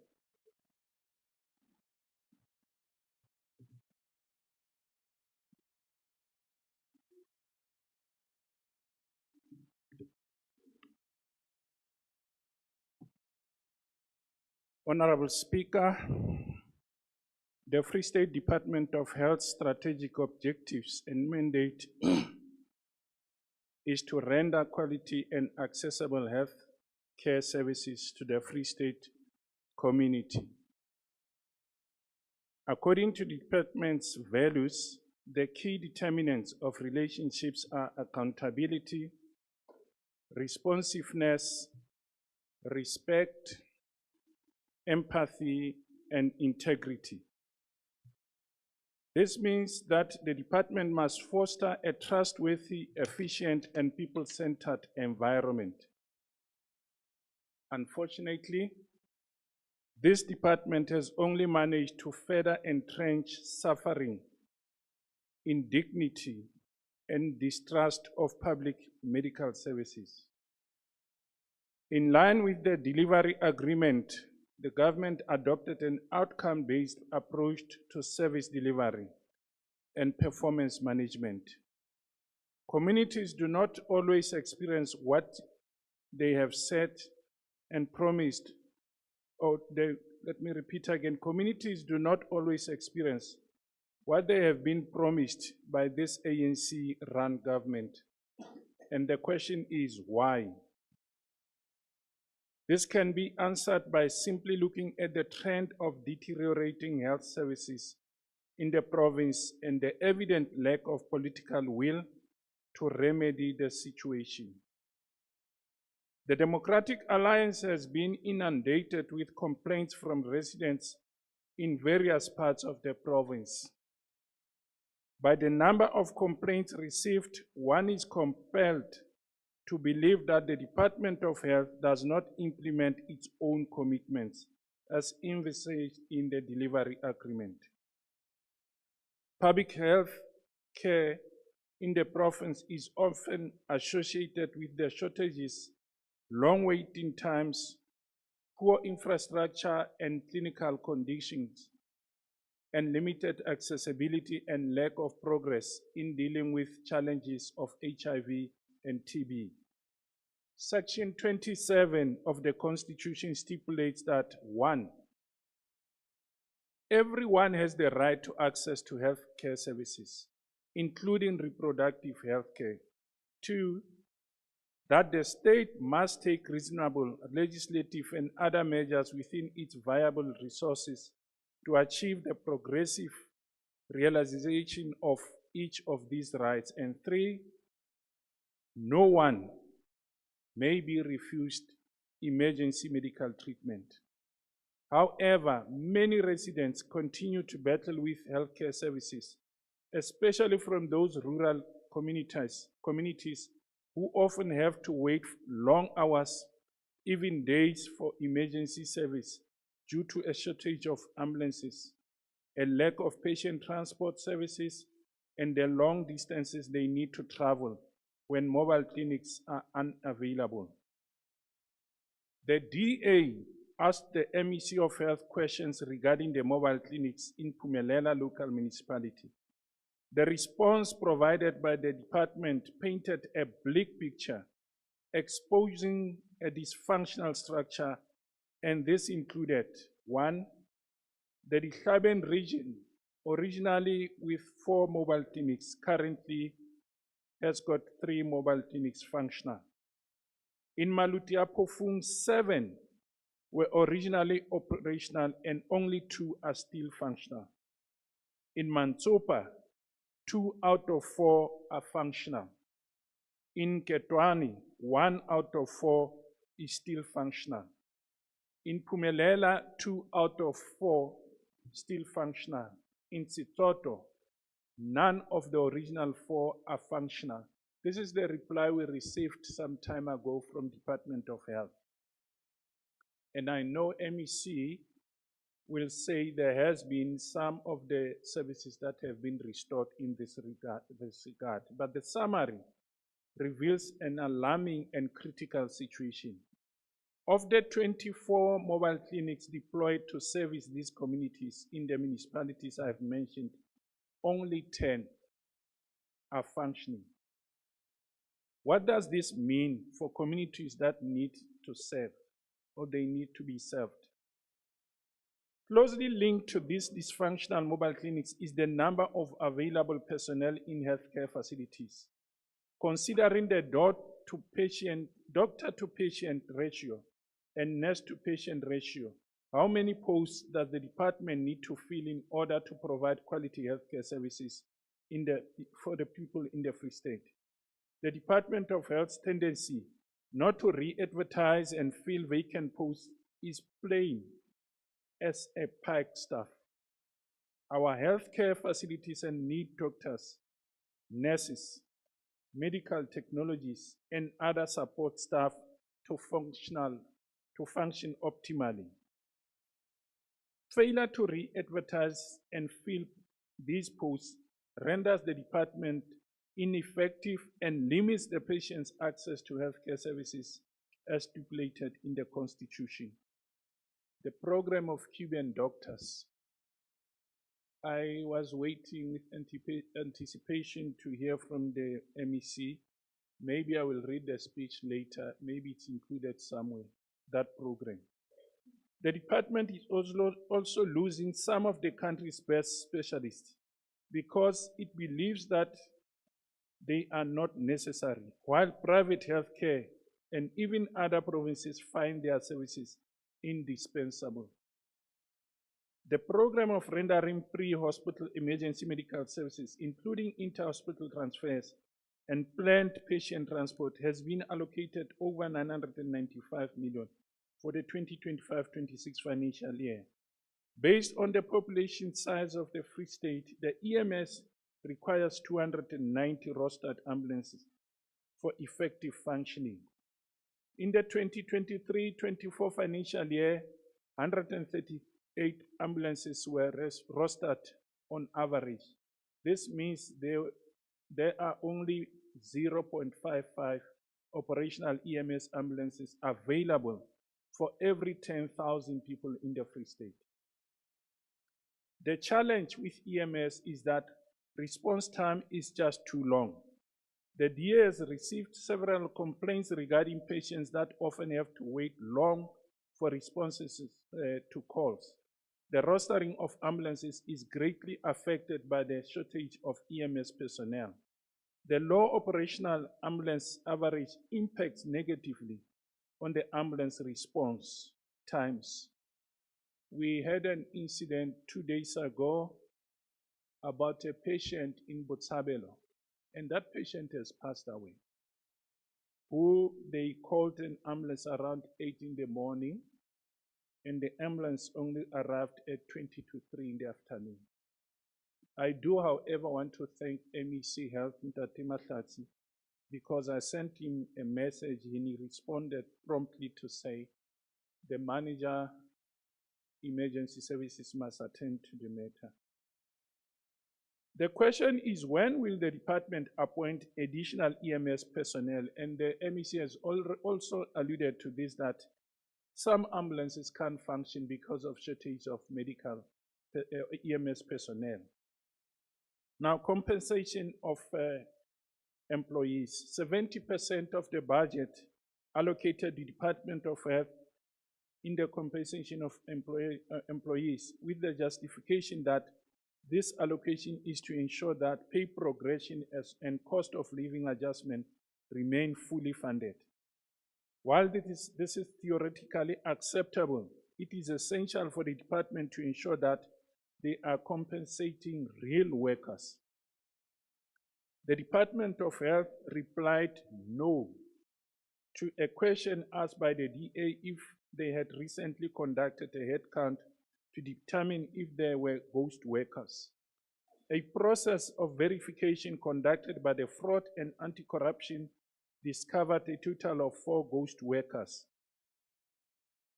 This discovery is shocking and indicative of lack of oversight. Instead of funding corruption and manipulation of payroll systems, increasing funds for goods and services will improve the quality of healthcare as suggested by the delivery agreement. The management in the department deserves to be scrutinized, even though personnel linked to the compensation of ghost workers has been suspended. What else has the department done to verify the real workers? What measures has the department taken to mitigate the issue and prevent them from happening in future? When the DA seeks accountability, the Department of Health provides concerning responses. When questioned about the critical shortage of nurses at Bothaville Clinic, the answer was short and quiet. The Department of Health is aware, but they are not critical. In other instances, the department was asked about the procedure for patients to get booked for cataract surgery at National Hospital. This is after some patients reported that they were booked in last year for surgery, only to be told this year in February that the hospital cannot assist them and they should come back in 2026. Once again, a shortage of staff is the culprit to delaying healthcare. The department mentioned that backlog was about 3,650. It is important to note that the Office of the Premier is a non-service delivery department, and yet 400 million allocation was allocated for staffing. The same Premier who stands at the podium preaching about putting residents first is willing to see 4.5 million spent in his SOPA instead of the challenges of the money that in different stakeholders in the health department? How does the Premier sleep at night? The Department of Health depends on its staff for optimal functioning and effective service delivery. They also have a responsibility to take reasonable legislative and other measures within its available resources to progressively realize basic human rights of individuals. The Freedom Charter of the ANC is a good example that the ANC is disregarding its own processes. This includes combating of one of the greater issues, staff shortages, because in addressing staffing in healthcare facilities, the department progressively makes healthcare services accessible to fulfill its obligations and reduce the refusal to provide emergency services. It is time for the department, or rather for this government, that it delivers on its constitutional mandate, ensuring all residents receive adequate healthcare services they deserve. The Department of Health needs to not only make promises to residents of the Free State, but also fulfill its obligation.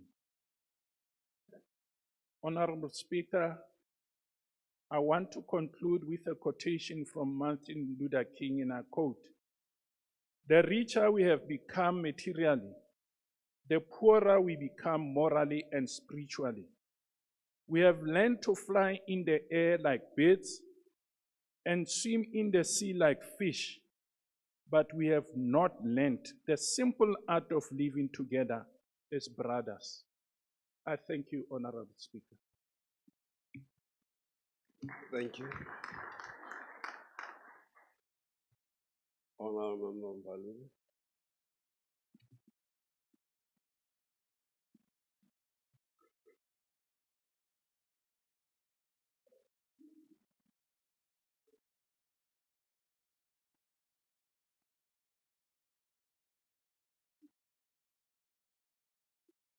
Honorable Speaker, honorable members of the legislature, Honorable Premier Letsua Mathai, Marena Aruna ka a hlomphehileng, re bo ka dikgomo, government officials, distinguished guests, esteemed members of the media, ladies and gentlemen. Let me foreground my input by firstly saying that the speaker that has just left the podium has once again exposed the hypocrisy of the Democratic Alliance. You have not read the speech yet, you are yet to read it, but you come with your fixations here. We are going to answer and expose these lies. And let me do so by firstly saying, it is indeed a great honor and optimism that I rise on behalf of the African National Congress to support this budget vote. This budget vote is not a financial plan, as unbelieving Thomases on my left have suggested. It is a commitment to healing, protecting, and restoring the dignity of the people of our province. Honorable Speaker, we truly yearn for a day when colleagues in the opposition will appreciate that these budget processes are about saving lives and not a tool appropriated for cheap political point scoring, as we have just heard. The ANC government's approach to healthcare resonates with the Alma Ata Declaration of 1978, which emphasized, quote, that health is for all, close quote, through accessible, equitable, and community-based primary health care. This is what we have prioritized since the dawn of democracy in 1994, dismantling the fragmented and racialized healthcare system, which we inherited from the racist apartheid regime. through the National Health Insurance, which eloquently my colleagues Opa Khobane and Men Dungwan has articulated here. With that, our government aims to take decisive steps towards reducing inequality and ensuring that all South Africans, irrespective of their race, have access to quality healthcare. These reforms in our healthcare systems are aimed at shifting the system from a curative, hospital-based care to one centered on prevention and public health care. Fervent critics of the national health by the Racist Democratic Alliance and Freedom Front Plus forget that apartheid government itself established a commission to look into some form of national health insurance in 1940. And I can say this with absolute authority, because not long ago, I wrote a thesis for my master's degree on the national health insurance. This they do not know. They too recognized the value of a more coordinated health system, although theirs was designed to benefit only white minority. But today they deny this reality. Their resistance to the national health insurance today is less about modalities of implementation, but more about the protection of white privilege, playing on an equal footing with the black people in their ultimate discomfort.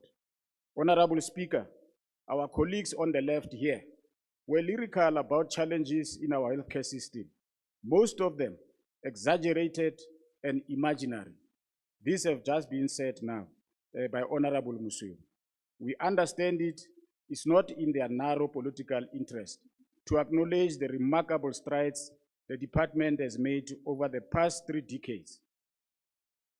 They are at pains accepting that we have restored water supply to critical facilities like Mufuma Dimanapo Mupedi Regional Hospital and addressed pipe leaks at Elizabeth Ross District Hospital. The fact that the hospital management system has been implemented in 15 hospitals, tripling patients' revenue and improving operational efficiency, is antithetical to their political existence.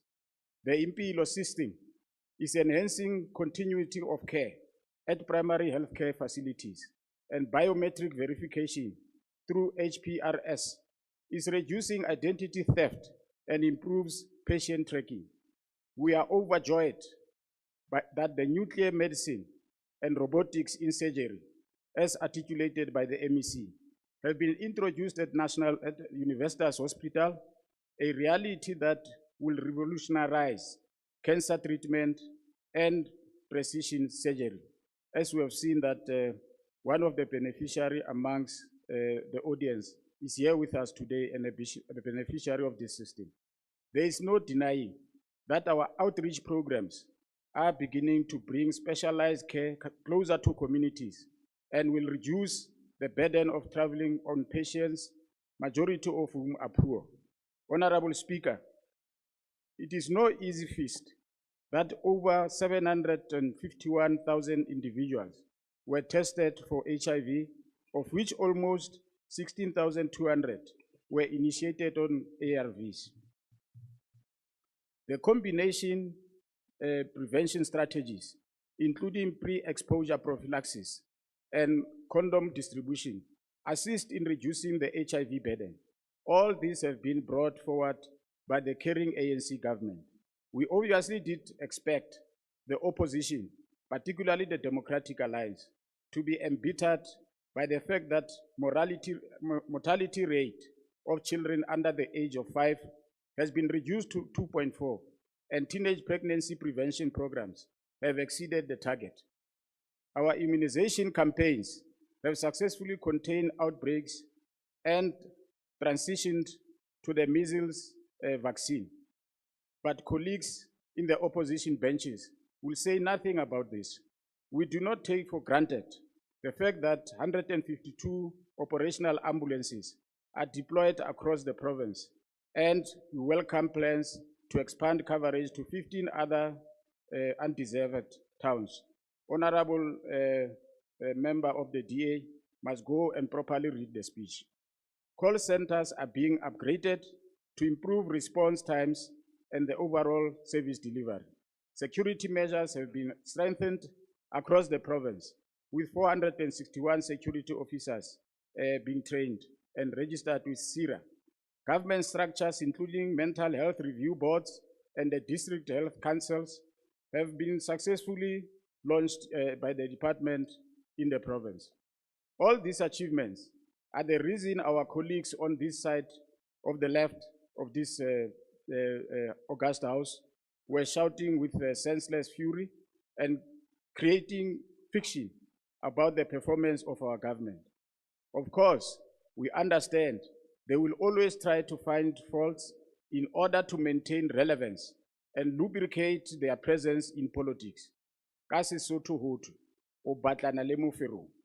Honorable Speaker, while we celebrate these achievements, we also acknowledge that more needs to be done to address the challenges in our system. This administration will revitalize stalled projects like Butumelo and Pelenomi hospitals to radically improve service delivery and ultimately restore dignity to our facilities. Our bullet-biting premier has given clear instructions to increase the number of 24-hour clinics and deploy ambulances to underdeserved towns to ensure healthcare access for all communities. Karabo ya hao ntate Diphuku ke eo moo he. The expansion of MS2 and the Impilo to more facilities must happen during this term to enhance patient care and operational efficiency. And this will be accompanied by massive investments in cybersecurity, as the MEC has eloquently presented. Preventing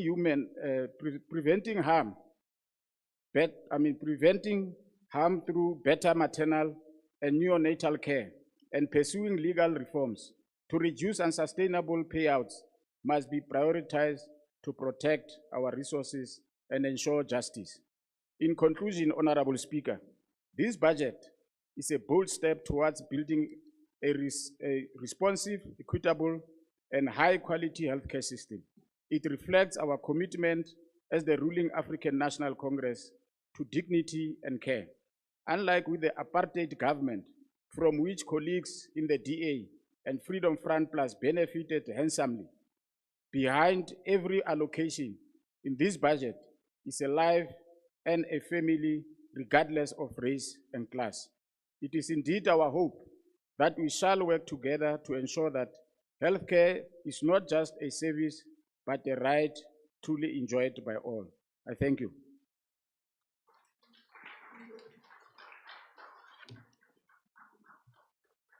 The MEC may now reply.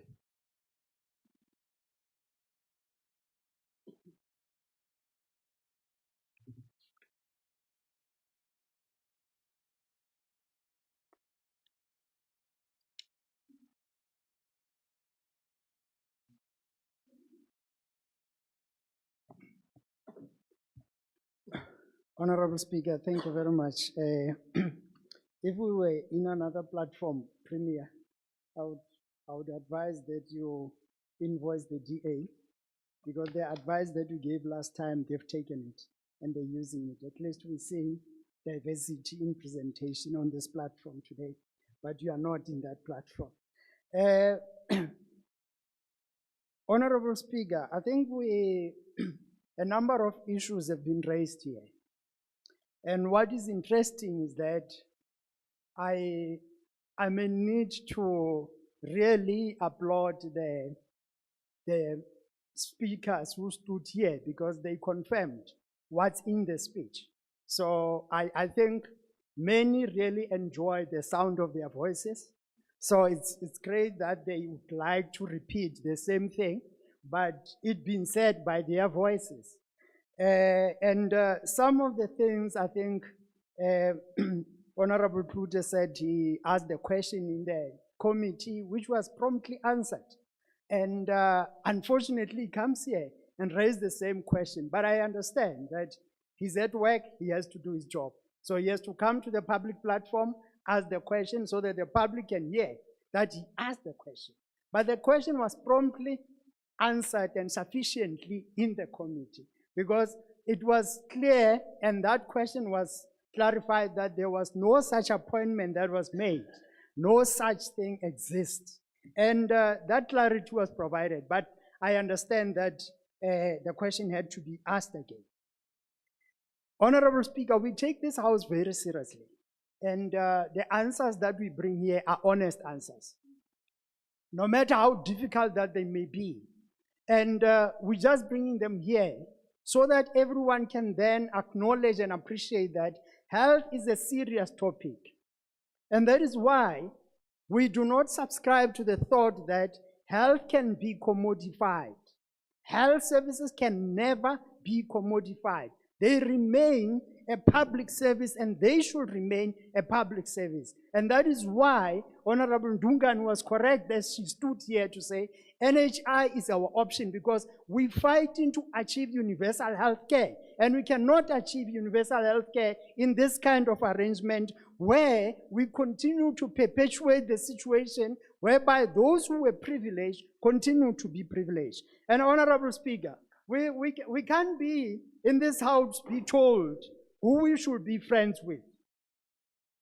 I think President Mandela clarified this well, that previously our friends who stood side by side to us when we fought for the dignity to sit in this House with you and debate with you, those people who were our friends then, you can't come here and tell us that we can't be friends with them. Our relationship with Cuba is a very fundamental relationship, and it made us the human beings that we are today.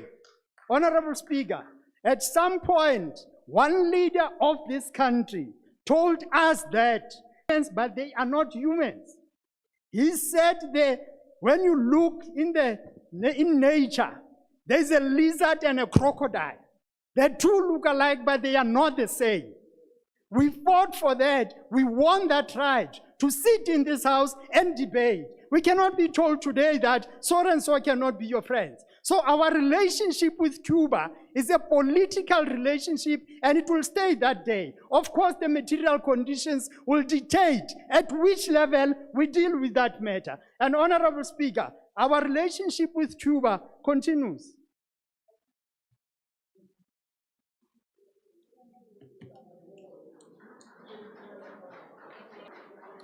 Yes, the issue of waiting in long queues, yes, I've dealt with that. The issue of mobile clinics, that is receiving attention. The issue of filling of posts, that's receiving attention. Complaints that are there, they are receiving attention as well. Coach, Honorable Speaker, my apologies. Honorable Dipoko, I apologize. Where the MUCPP is functioning 24 hours. And please don't go there and disturb the staff of health if you are not a patient.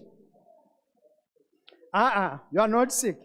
If you are not sick, disturb Saron. Honour member, you are inviting a problem for yourself, and then you'll be calling me to help and protect you.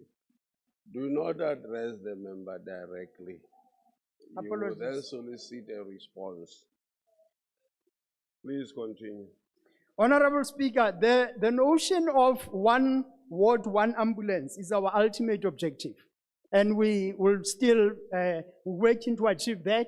But at this point, our focus is to ensure that every town has an ambulance. And yes, our call center in Harib will be relocating to Harib from Bloemfontein so that we do not continue to experience challenges in that space. And yes, I addressed the issue of medical availability. The issue of maternity ward is receiving attention, and I spoke to that.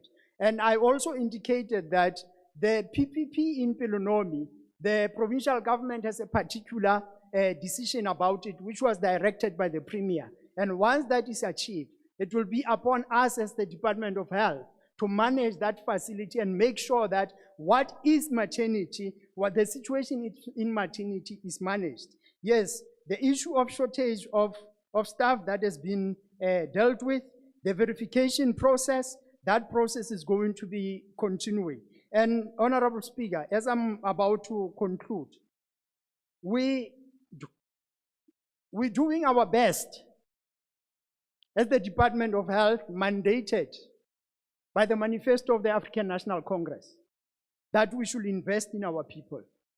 And investing in our people also includes protecting our people against the notion of catastrophic expenditure in health, where there are people who have had to resign from work to access their expenditure in order to access particular medical health care, because the public health can only provide healthcare services to a particular level. That's what we are in the process of addressing now, and we'll continue to deal with that matter. And yes, political economy of health means that who can afford will receive, but those who cannot afford will be without. And as the African National Congress, we stand against that, and will make sure through our policies in government to make sure that all our people are protected against that. Because apartheid legacy continues. Those who were privileged previously, they did not, the privilege still resides with them. And those who were underprivileged, the underprivileged still resides with them. And that is very, very crucial that we must deal with it. Honorable Speaker, there is a video in one of the platforms about a young lady who talks about the dangers of a single story. And that video talks about somebody who grew up hearing one thing over and over and over again, and ended up believing that that explains the whole picture, not acknowledging that there is the other side of the story. So we in health, we understand that we are victims of the dangers of a single story, because everything that's been said in health, even if it does not exist on social media, has been taken to be as if it's a reality. There's been a number of issues that have been raised about the incidents in MUCPP, which on investigation we found that they were non-existent. But because it's been said about health and it's negative, it sticks because it's health. So we understand that we are a victim of a single story, but all we're asking from this House and the Free Staters is that please give us a chance to do the work that we are supposed to do. And as Jose Marte said, the best way of telling is by doing. Thanks, Honorable Speaker.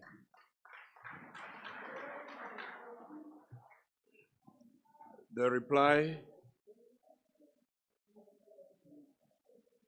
by Honorable MEC concludes the debate on vote 5, health.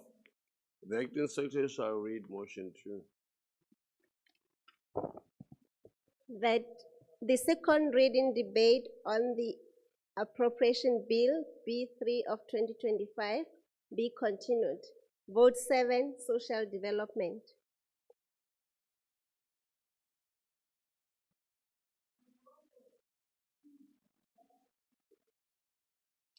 The vote before the House is vote 7, social development.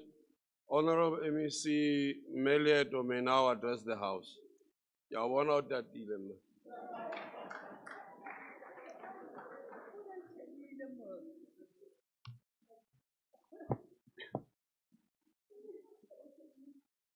Thank you very much, Honorable Speaker. The Deputy Speaker, Honorable Premier of the Free State, McQueen, Letsoa Matai, Honorable members of the Provincial Legislature, Honorable members of the Executive Council, Executive Mayors, Mayor Speakers, Councillors. Speaker, allow me to write on the protocol established in the morning by MEC Mahlatsi, but say Dumela Moaisani, Molweni Bomakelwan. Honorable Speaker, it is a privilege and an honor to present Budget Vote 7 for the 2025-26 financial year. This budget is presented 2 days before the celebrations of a historic day, the 27th of April 1994. On this day, 31 years ago, South Africans of all races were given an opportunity to democratically elect their own government for the first time in history, ending decades of minority rule. As we commemorate the Freedom Day, we cannot forget that in 1955, our people met in Kliptown and agreed that South Africa belongs to all who live in it, black and white, and no government can justly claim authority unless it is based on the will of the people. That our people have been robbed of their birthright to land, liberty, and peace by a form of government founded on injustice and inequality. As we reflect on our painful and progressive historic moments, we need to acknowledge the progress made since 1994. Today, the lives of those who were oppressed has changed because they have equal rights. Their skin color is not a barrier anymore. However, there's a need to focus more on challenges that continue to confront our people and use the available resources to change their lives, especially the poorest of the poor, who are women, children, and people with disabilities. Honorable Speaker, during the 2024-25 financial year, the department received an adjusted budget of 1.306 billion 694. We were able to spend 96.8% of the allocation. For the 25-26 financial year, an amount of 1,373,855 has been allocated, representing a 5.1% increase. Our budget on Program 1, Honorable Speaker, this program, which is Program 1, provides administrative support and institutionalizes good governance through sound business processes and practices supporting effective service delivery. We are pleased to indicate that the department maintained an unqualified audit opinion for 2023-24. We are hopeful that the department will not regress in 2024-25. We will endeavor to improve our systems and strengthen consequence management where employees do not comply with legislation applicable and the directives of the Auditor General. We thank the staff and management towards their efforts of maintaining the unqualified audit opinion. The staff complement of the department is at 1,917 employees. The compensation of employees budget for 2024-25 was at 861 million.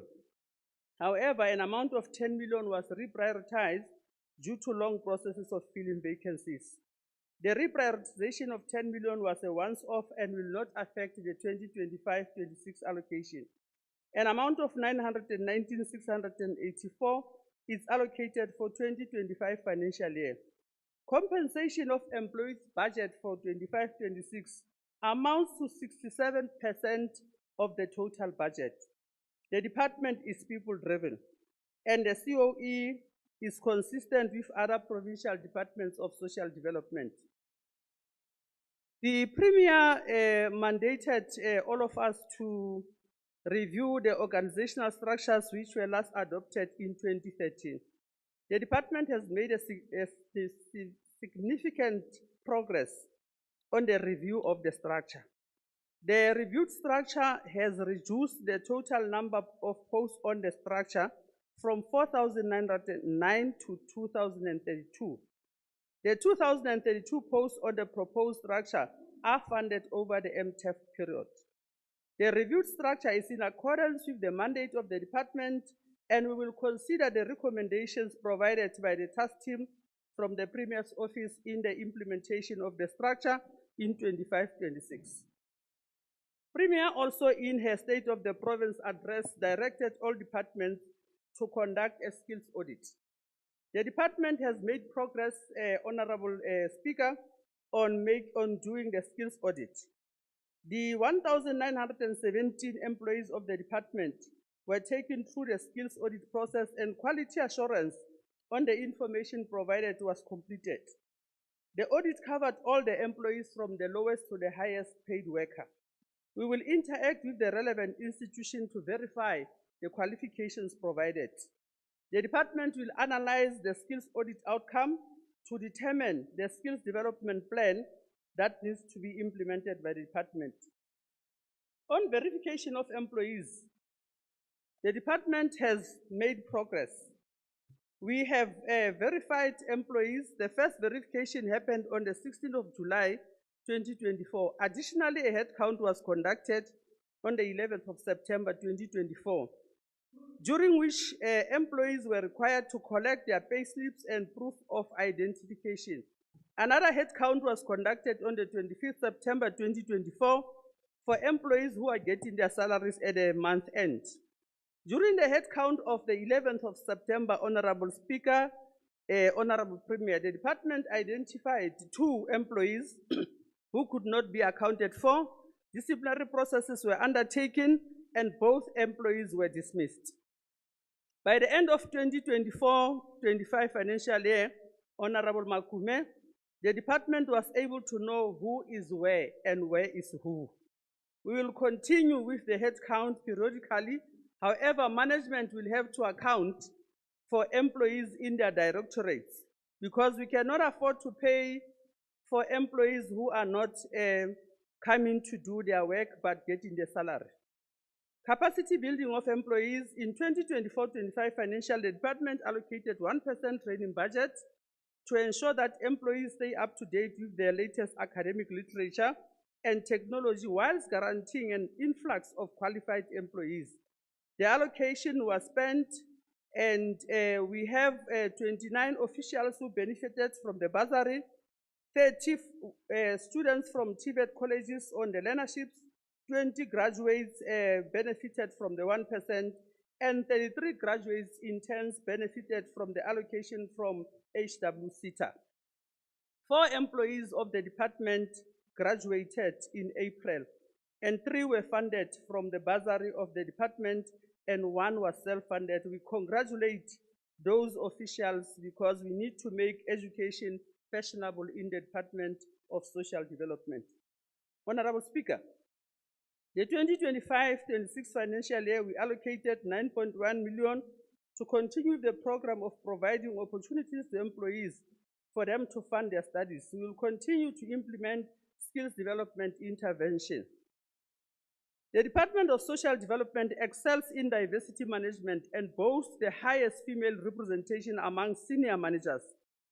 At the senior management level, female representation, Honorable Speaker and Honorable Premier, stands at 63%, surpassing the prescribed minimum standard of 50%. Wathinta abafazi, wathinta imbokodo. The department will continue to appoint women based on their qualifications because the gap for equal representation in government is still huge. However, the department will not exclude men and youth who are fit for purpose.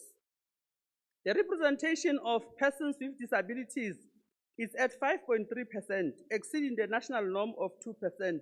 Nothing for us without us.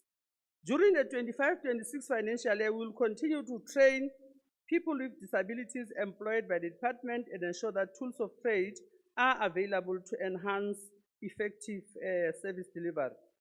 Social protection is prioritized as a key pillar for growth and development, supporting fight against poverty, inequality, and unemployment. Significant progress has been made over the years with the appointment of social workers. In the previous budget vote, we undertook to appoint social workers who were on a temporary capacity for the COVID-19 response. We have delivered and appointed 128 social workers permanently by the department. Additionally, we appointed 10 community development practitioners who also form a key component of social service professionals. In 2025-26, we will increase the number of social professionals, 34 social auxiliary workers, 73 assistant community development practitioners will be appointed. Honorable Speaker, the total budget allocated to Program 1 is 358,657,000. Program 2 was allocated 258,886,000 in 24-25 financial year. An expenditure of 242 million was incurred, amounting to 94%. The expenditure relates to provision of integrated social welfare services to older persons and people with disabilities. A total of 95 million was spent to fund NPOs providing services to older persons and people with disabilities. The department promotes an integrated approach to active aging and well-being amongst the senior citizens of our province. A number of initiatives have been rolled out by the department in collaboration with the legislature, the Office of the Premier, the Department of Sports, Arts, Culture and Recreation, the Department of Health for the Golden Games held on the 18 to 20 February 2024 in Rustenburg, Northwest. An amount of 3 million was allocated for active aging in 2024-25. An amount of 800 was spent on provincial games, 2.7 million on national game. We provided transport, accommodation, and sports attire to all participants. The department funded 34 residential care facilities for older persons to the amount of 37,1,398 elderly persons benefited. 4,816 elderly people benefited at the community-based care centers funded by the department at a tune of 16 million in the previous financial year. The department has exceeded in its commitment to fund 24 protective workshops hosting people with disabilities. We funded 31 protective workshops. These workshops aim to equip individuals with disabilities with the skills needed for economic participation while providing essential social support services. 950 people with disabilities benefited from the protective workshops. During the Disability Rights Awareness Month, we committed to promoting sign language. We are pleased to report that the department has appointed a sign language interpreter to strengthen its internal capacity. We will roll out the appointment of sign language interpreters to our 5 districts. The department has worked closely with Red Cross to provide humanitarian support to families in distress. We assisted 206 families. We will continue to collaborate with Red Cross to provide support to families under distress. We will also collaborate with SASSA to roll out the provision of school uniform through their budget provision of 18 million. 5,564 children will benefit from the SRD school uniform project. Malnutrition, as the MEC of Health has indicated, it continues to be a challenge in the province. We will collaborate with the Department of Health to support families affected by malnutrition. A budget of 500,000 has been allocated in the 25-26 financial year. The total budget for Program 2, Social Welfare Services, has been allocated at 263 million for the current financial year 25-26.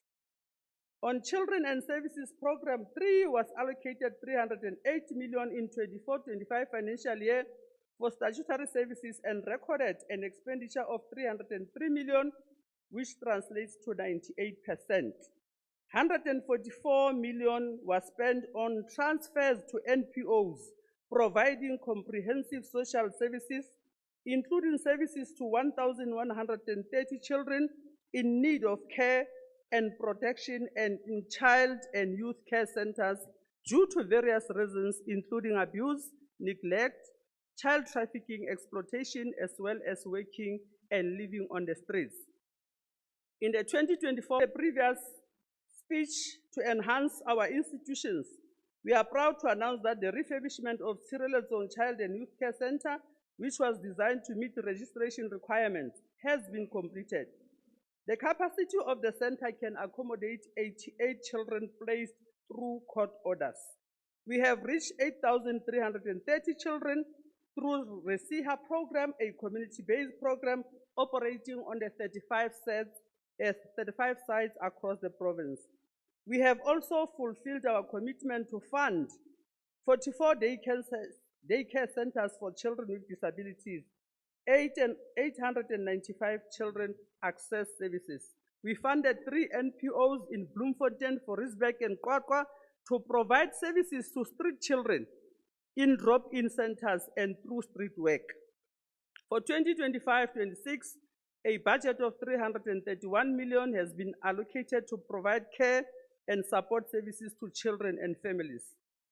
On Program 4, Restorative Services, on this program, it is critical for the department to emphasize the importance of discussing issues that have significant implications for individuals, families, and communities. The services rendered refer to a range of practices and programs aimed at repairing harm, promoting healing, and re-establishing relationships between individuals, groups, and families. Today, as a department, we continue to tackle 4 critical challenges that continue to affect our societies across the country. Today, we are confronted with a crisis that threatens the social and moral fabric of our communities. Families, especially women, are devastated because of young people affected by substance and alcohol abuse. Substance abuse knows no bounds. It affects from everybody from all walks of life. And there's a need for us to collaborate between all departments, civil society, and the religious sector to end alcohol and substance abuse. During the financial year, 37 NPOs received funding, and 55,524 beneficiaries were reached, contributing to the achievement of all targets established for the prevention and treatment of substance abuse, including the provision of reintegration and aftercare services. Furthermore, 28 million was allocated for operations of the Charlotte Maxeke Center in Botshabelo, aiming to provide treatment for individuals who cannot afford private rehabilitation centers. 97 service users have accessed the treatment center. In 24-25, 10 million was allocated for the operations of Dr. Bayes Nodia Halfway House in Clarence. 32 service users received rehabilitation and aftercare services in the center. The department, as the department, we have noticed that most admissions in treatment centers across the province are mainly from Mangaung Metro, Botshabelo, Bloemfontein, and Tabanchu, followed by Kwakwa in Thabo Mfutsanyana and Lejwelipuzwa in the area of Velcom. Parais in Fesledabi is also experiencing a high rate of substance abuse. Therefore, the department has allocated 32 million for the operations of Charlotte Maxeke. The department will continue supporting Free State Provincial Substance Abuse Forum.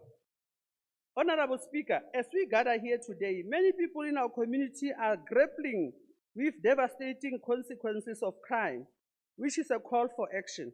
Therefore, our collective responsibility is to intensify interventions with innovative mechanisms addressing the rising social ills. In 2024-25, 107 schools and 11,371 individuals were engaged in crime prevention programs. In Kharib district, Philippolis was identified with high prevalence of crime, especially to the school-going children, and 183 learners benefited from the implementation of the social crime prevention strategy. In 2024-25 financial year, we committed to fund 9 non-profit organizations, which exceeds the funding. 10 organizations were funded with an amount of 3.7 million. We will continue to fund the 10 in the current financial year because of budget constraints. We're not going to increase the number. As we continue to confront the scourge of gender-based violence and femicide, our commitment to providing a comprehensive support services and justice to survivors remains unwavering. In 2024-25, we committed to fund 33 NPOs. However, due to the need, the department extended the number to 40 organizations to the amount of 7.1 million. We appointed 6 social workers to specifically address issues of gender-based violence and femicide, in addition to the existing 45. In 24-25, 174 beneficiaries accessed sheltering, 4,408 access support services, 50,185 access prevention programs, on gender-based violence and femicide. Today, we reaffirm our commitment to eliminate the devastating effects of gender-based violence and femicide. In the 2025-26 financial year, the department allocated 992,000 to upgrade the Qwaqwa shelter. The department has also observed that victims of gender-based violence and femicide have limited access to shelter services. Therefore, we will intensify the 365-day activities planned by raising awareness and promoting these services within our communities. At the heart of the success of we acknowledge the launch of the 5th Tutuzela Care Center in the province situated in Qwaqwa. The Tutuzela Care Center model has improved the prosecuting and reporting of gender-based cases in a dignified manner. As part of the coordinated approach of reporting on gender-based violence and femicide activities, the department initiated the Provincial Coordinating Council on Gender-Based Violence and Femicide to respond to Pillar 1 of the National Strategic Plan on Gender-Based Violence and Femicide. The council would be chaired by the Premier or the member of the executive designated by the Premier. In 2024 financial year, the department commemorated International Men's Day in November through the Men's Championing Change program to sensitize men to the need for their input in preventing HIV and AIDS and gender-based violence. 720 men attended. The department trained 576 NPOs, 187 social workers on social behavior change. The department will continue to mitigate the impact of HIV and AIDS, and we have provided 8.3 million for the current financial year to fund 39 NPOs during the current financial year. Program 4 has been allocated 254,414. Program 5 was allocated 162,291 and recorded an expenditure of 153 million, amounting to 94%. During the 2024-25, we allocated 21 million on enhancing support and directing more resources towards developmental services. The department spent the allocation on poverty alleviation and sustainable livelihoods, youth development, women, EPWP employment. 13.4 million was spent on poverty alleviation programs. 16,006 beneficiaries benefited, especially at our community nutrition development centers. The department spent 1.5 on 9 women development cooperatives. 11 youth development organizations were appraised and funded to the tune of 3.2 million. We will continue to fund them in the current financial year. We committed to reprioritize funding to community nutrition development centers in order to capacitate beneficiaries who are receiving food at our community development centers, because it is our belief that those beneficiaries are not supposed to be beneficiaries who get a free meal for the rest of their lives. We have therefore assessed all our 49 CNDCs because there were 51, but out of the 51, one is being investigated for misappropriation of funds. The other one decided to pull out. A total budget of 14.5 million has been allocated for poverty alleviation and sustainable livelihoods. Speaker, as we reported in the previous financial year, we have partners. We have a partner called Generating GBL, which involves SASA, NDA, and FINMAC. This program will also continue in the current financial year because in the previous financial year, 221 households were profiled and benefited, and many other individuals benefited from that project. The committee is on community-based research and planning. We have intensified the household profiling by naming it as Molo Makelwan. Molo Makelwan is a program that will be rolled out in the 319 wards, where we'll be profiling households so that we determine their socioeconomic status. After we have profiled them, We'll then analyze the report and develop individual plans, but also refer matters to departments that are relevant, because the household profiling, Molo Makelwan, it's not only going to determine matters that are related to social development, but to government in general. The campaign will also be intensified because we've got targets. On youth development, we have funded 11 organizations, cooperatives, in the previous financial year at the amount of 3.2 million. We will continue to fund them until they are self-sustainable, but we are also going to train them, because funding only is not going to assist them to be self-sustainable. We'll also look for partners to partner with them. On women development, we have, as I indicated, we have funded 9 women-owned cooperatives. In the current financial year, we're going to partner with associations, organizations, or NPOs that can help us to assist the number of people who are getting your 350 to use that money for economic development. That project, we are aware that it's happening in Kwakwa. On institutional capacity building and support to NPOs, we have in the 2024-25 financial year, 714 NPOs received capacity, as I indicated. Remember, in the previous financial year, we indicated that we're grappling with monitoring of these NPOs. The department has progressed in ensuring that NPOs account for the money that has been allocated to them, but they also provide the service that is needed by our people, because NPOs are very much important in our work as social development, because they assist to do the work that we are doing. On population development, Honorable Speaker, we have started a research study to understand the underlying causes and consequences of gender-based violence and femicide. We will do this through dialogues, and we will also interact with gender-based violence victims or survivors for them to share their experience, so that we are able to inform the policy directives of government when it comes to gender-based violence and femicide. And for program 5, 165,466 has been allocated. Honorable Speaker, as I conclude, our role as leaders is to ensure that the available human resources are utilized to change the lives of our people to be better and promote sustainable livelihoods.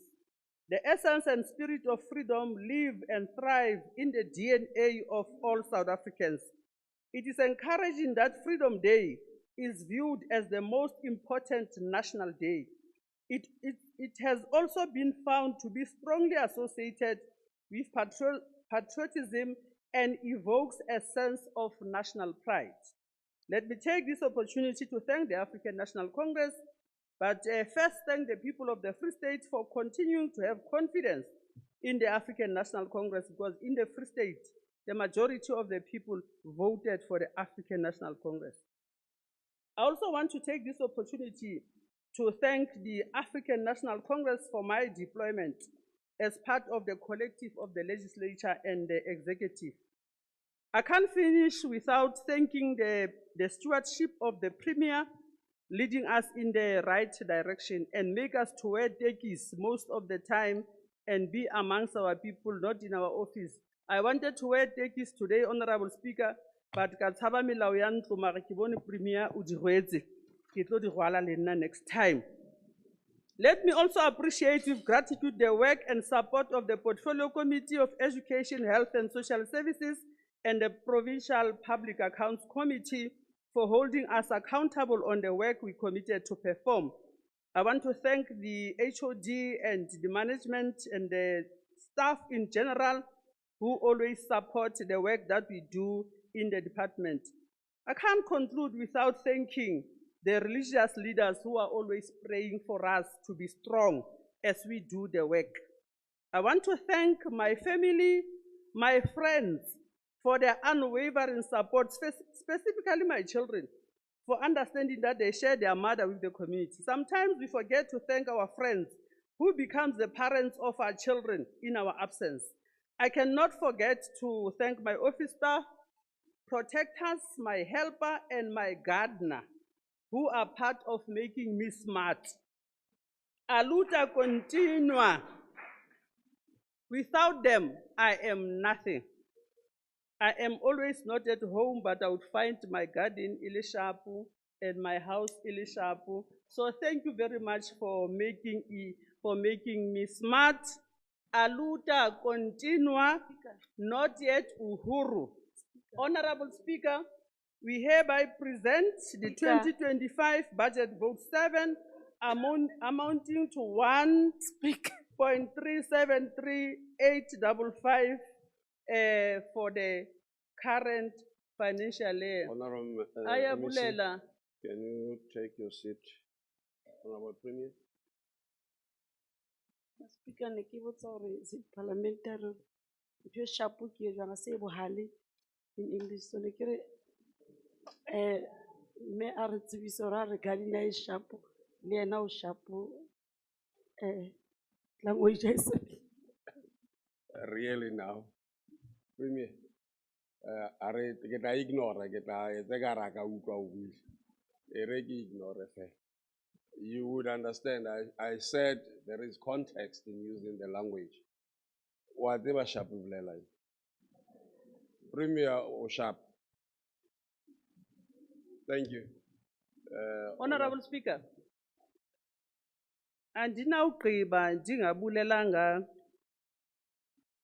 amajelo oyemyem ongqolomsini ovela bambhensele osophitsho ozondwa zintshaba zingazubenza nto oyemyem siyabulela zinyanya zasekhaya siyabulela Thixo ondigade ngamaxesha onke ngiyalebonga.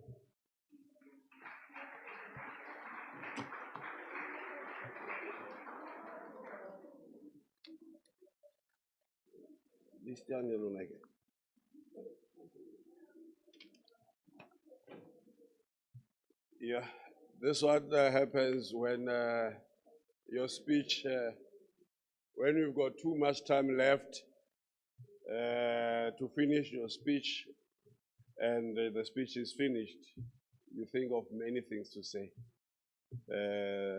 Thanks.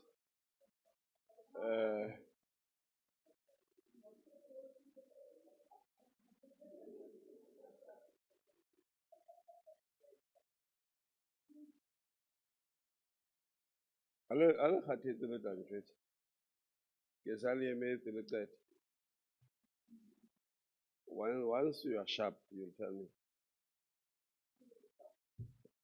Honorable Meko.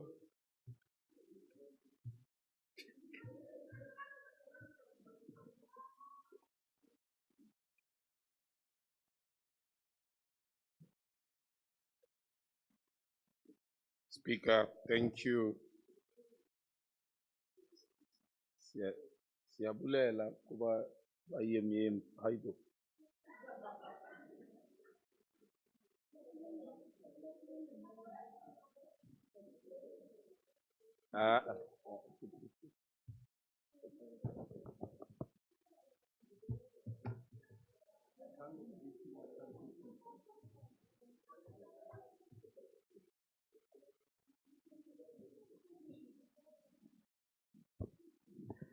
Thank you, Honorable Meko. You may continue.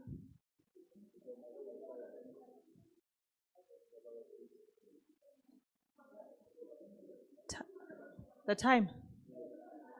Oh, can we then take it back?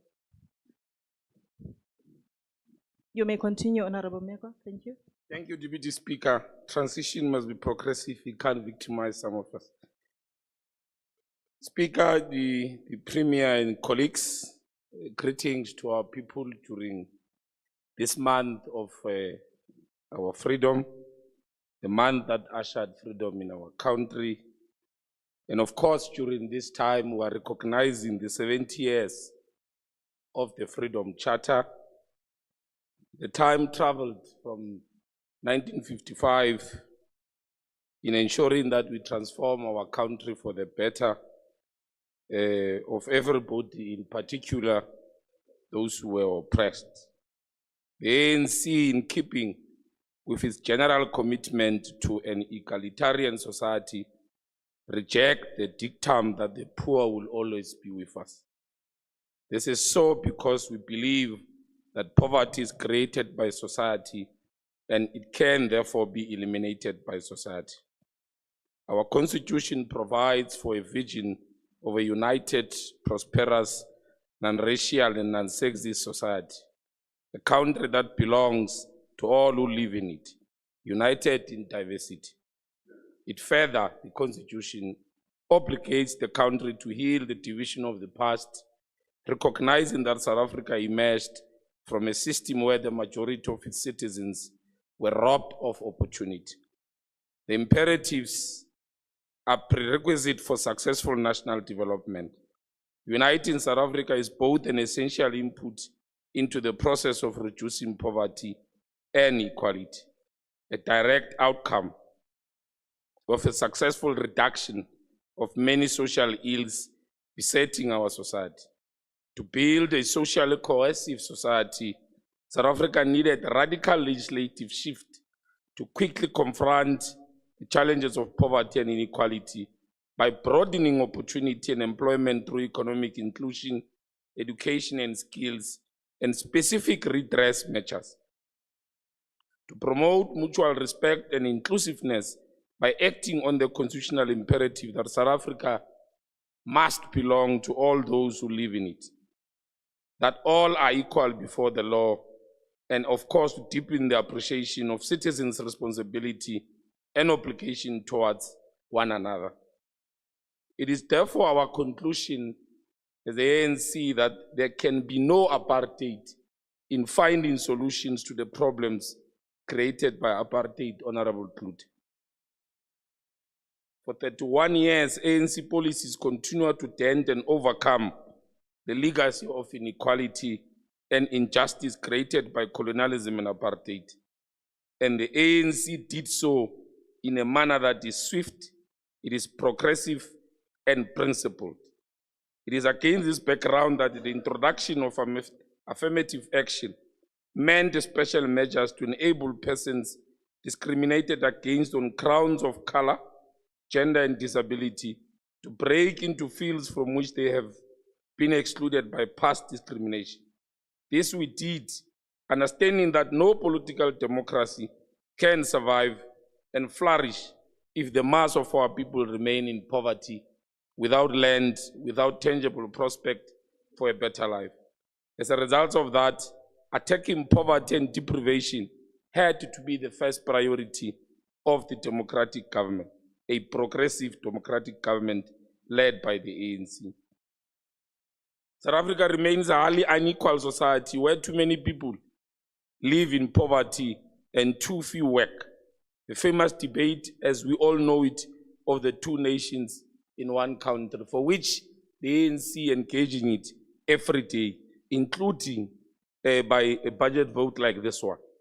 The apartheid spatial divide continues to dominate the landscape and determine the life opportunities for the vast majority of our people. The 2025 plans from SOPA, SONA, all budget vote, including this one, the budget speech, are indeed indicative of the work that we are doing to achieve the Freedom Charter and to unravel the apartheid economic relations.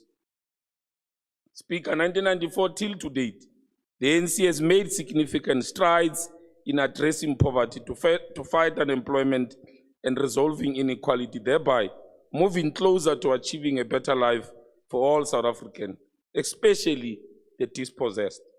Blacks and Africans, a greater number of our people have access to basic infrastructure and services such as clean water, sanitation, electricity, social grant, education, social amenities, and we continue to reach out to many more South Africans. Honorable MEC, the plans we have indicated today are just part and parcel of ensuring that we achieve this type of society we are planning to achieve.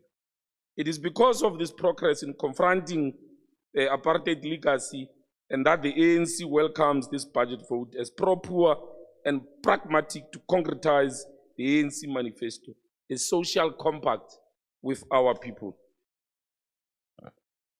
The speech continues our struggle to address immense socio-economic problems brought about by consequences of our history, including the desire by some, under conditions of democracy, to desire for the status quo to remain, especially in economic relations. We knew then and now that poverty alleviation and stronger economy are deeply interrelated and as well mutually supporting objectives, meaning redistribution without growth is financially unsustainable, while growth without redistribution will fail structural transformation of the economy. Voices from those who oppose the ANC policy on social security accuse us of creating an unsustainable welfare state, seeking to corner the liberation program to elevate growth without social content over the social welfare of the oppressed, plucked into social misery by our enemies. The ANC refused to succumb and implemented the Reconstruction and Development Program. Unfortunately, DA and their Trump majorates continue to oppose all these pieces of legislation arising. You don't know, Premier, that includes the Trump majority of DA.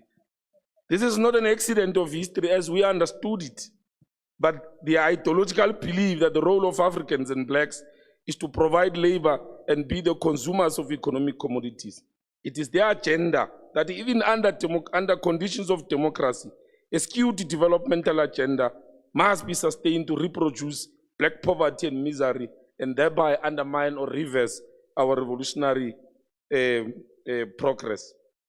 South Africa is a comprehensive system of social protection that includes social security grants, mandatory retirement savings, risk benefits, voluntary retirement services, as well as with social wage, which includes no-fee schools, free basic services, and subsidized public transport. All of these, MEC, arising from your speech, some of the interventions are intended to, of course, sustain our achievements, our democratic achievement.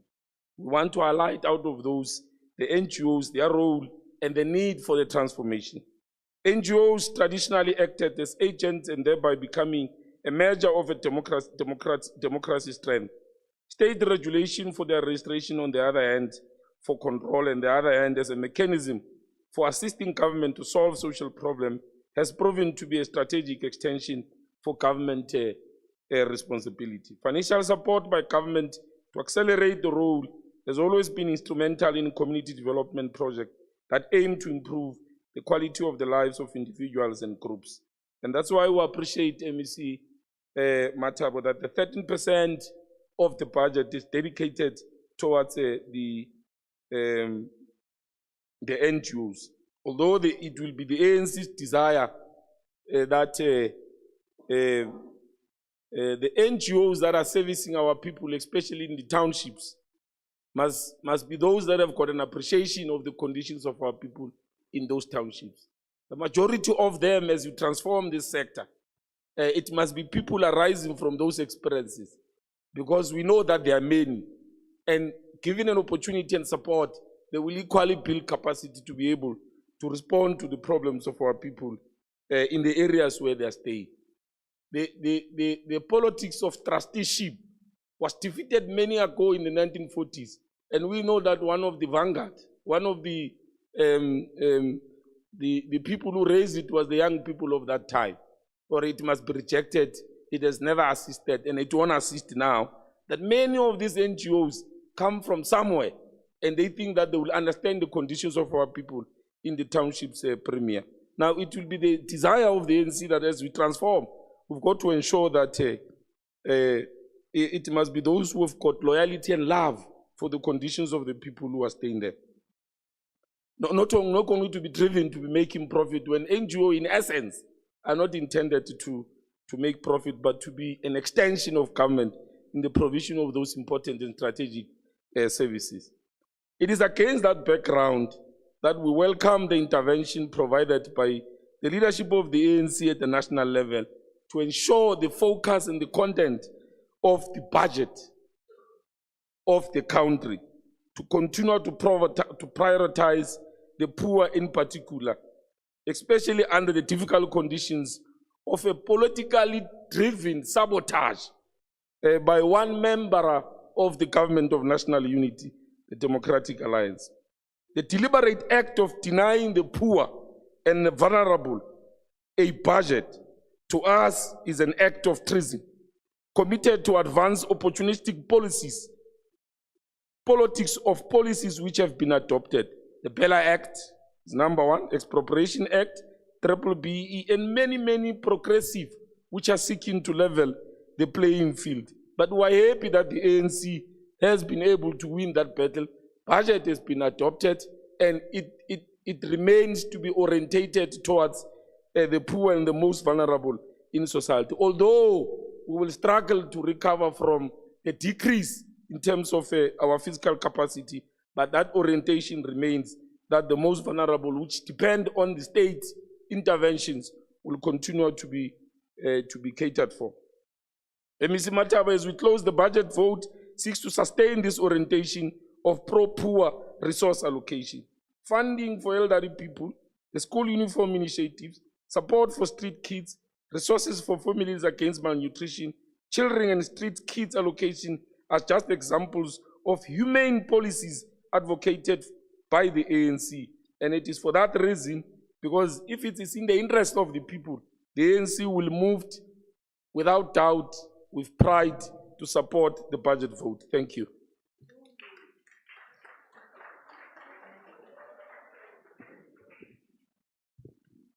Thank you, Honorable Member.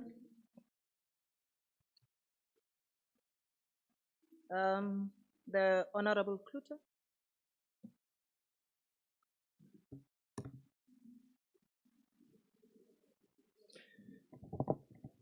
MEC, through you, Deputy Speaker, there is actually much delight in attending to your garden yourself. It's actually good for the soul. But at least you're keeping someone employed, eh? Deputy Speaker, here's a useful fact. Slightly behind the Western Cape at 16.9%, the Free State has the second highest prevalence of substance abuse at 16.4%. Alcohol abuse is the most, alcohol is the commonly most abused here. This is always a difficult debate because on the one hand there is and will always be this need for more, a social need for more. On the other hand, the country, and especially this province, simply cannot break the cycle of unemployment, poverty, and yes, Honorable Meku, state dependency. But can we all agree on this? Poverty is a national problem that affects a very large part of our society. And throughout the years, it has become evident that involving an entire community in eradicating poverty is the most effective form of poverty relief. And Honorable Meku, I agree with you, that community understands its issues the most. But to be able to do that, you need strong communities, socially strong and financially strong. And for that, we need jobs. Growth and development are the only sustainable methods of empowerment. At least the MEC sees the long-term dependence on, for example, community nutrition development centers cannot continue as it is now. Every year, this House passes a budget for this department, and every year it becomes more evident that the most vulnerable people in our province are becoming more vulnerable budget after budget. This year is no different. This budget looks good on paper, but will it really change the lives of our people? Then there's the issue of NGO funding, yes. Whilst the wage bill of this department this financial year is 5% more than the previous year, NPO funding gets a mere 1% more. These organizations are often the only safety net for abused women, neglected children, and the elderly. But they are constantly kept in the dark about funding cycles, forced to operate on uncertainty and scraps. Speaker, we cannot fight deep-rooted social issues with slogans and banners and games and ribbons. Unemployment, poverty, and state dependency is our greatest issue. Less ideology, more growth, less state dependent, more jobs are what we need. Thank you very much. Thank you, Honorable Kluter. Honorable members, I have been advised that Honorable Foku has been granted permission to be excused for the remaining of the session. I will then proceed to recognize the Honorable Mabuya.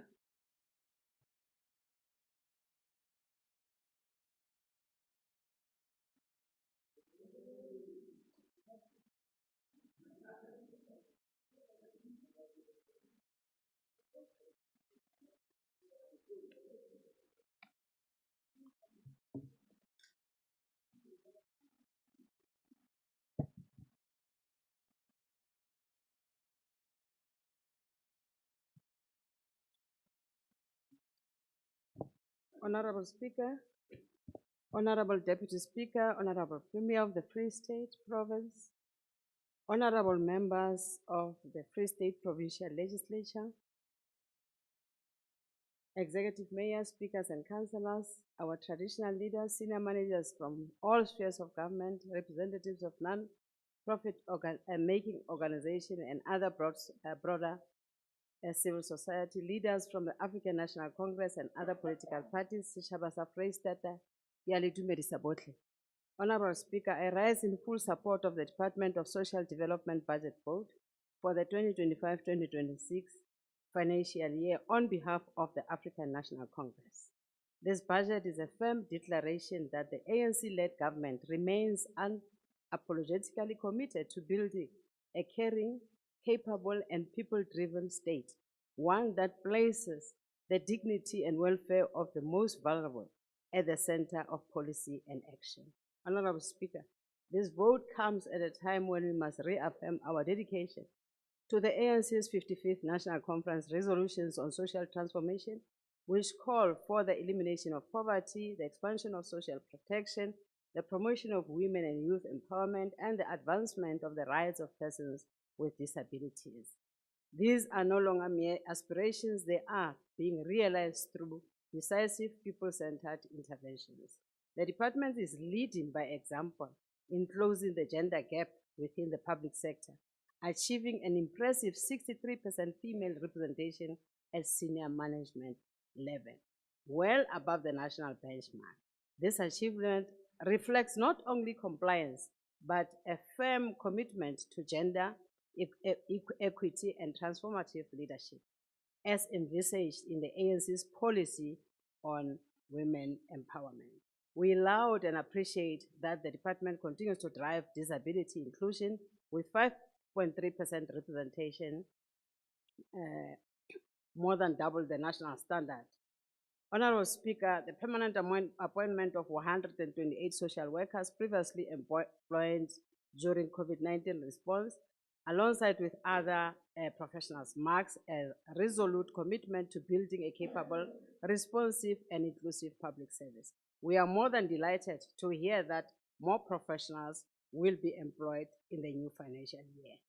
These social service professionals remain a vital force in delivering the ANC's vision of a more humane, equitable, and just South Africa through a social protection system. Honorable Speaker, the department's work is in restorative services, child and family protection, and substance abuse prevention exemplifies this commitment. The significant budget allocation to the Charlotte Maxeke Treatment Center and more to the Dr. B.S. Nodia Halfway House in Clarence extends critical rehabilitation services to those trapped in cycles of addiction and despair. Equally commendable is the department's targeted relief for families in distress. Honorable Speaker, to fight the scourge of GBVF and other social ills needs bold and deliberate interventions as well as society-wide efforts. We are encouraged by the department's financial and non-financial support to NPOs in ensuring that this government provides access to both prevention and support services in this regard. Honorable Speaker, we applaud the Department of Social Development for the unwavering commitment to restoring the dignity and protecting the most vulnerable, in true alignment with the ANC's manifesto pledge to advance social protection and end child poverty. The department, through its partnership with Red Cross, reports that they have extended humanitarian support to 206 families. This is quite commendable. In tracking the persistent challenge of malnutrition, we acknowledge the department's undertaking to set aside 500,000 to ensure that vulnerable households are not only fed but supported towards long-term well-being. Honorable members, these bold budgeted actions reflect a responsive and people-centered government, living up to the promise of building a caring and inclusive Free State. Honorable Speaker, indeed, these interventions breathe life into the Freedom Charter's declaration that the people shall share in the country's wealth, not just in economic terms, but also through dignity, support, and care. The department's Molo Makelwane campaign is a support for youth and women-led cooperatives and expansion of generating better livelihoods projects with SASSA and NDA.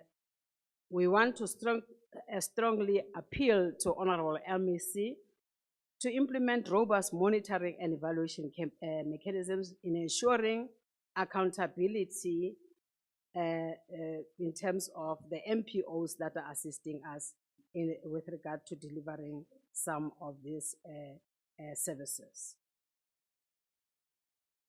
Honorable Speaker, we believe that this should not just be a budget, but a call to action, a call to protect our children, uplift communities, and ensure that no one is left behind. The ANC remains clear.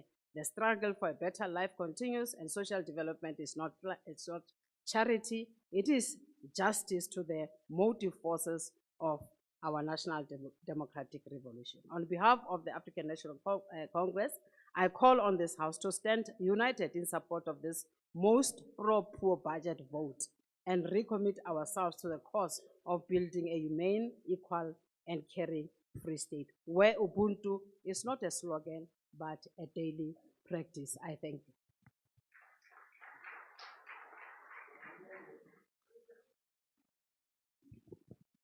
Thank you, Honorable Member. I'll now recognize Honorable Chabalan.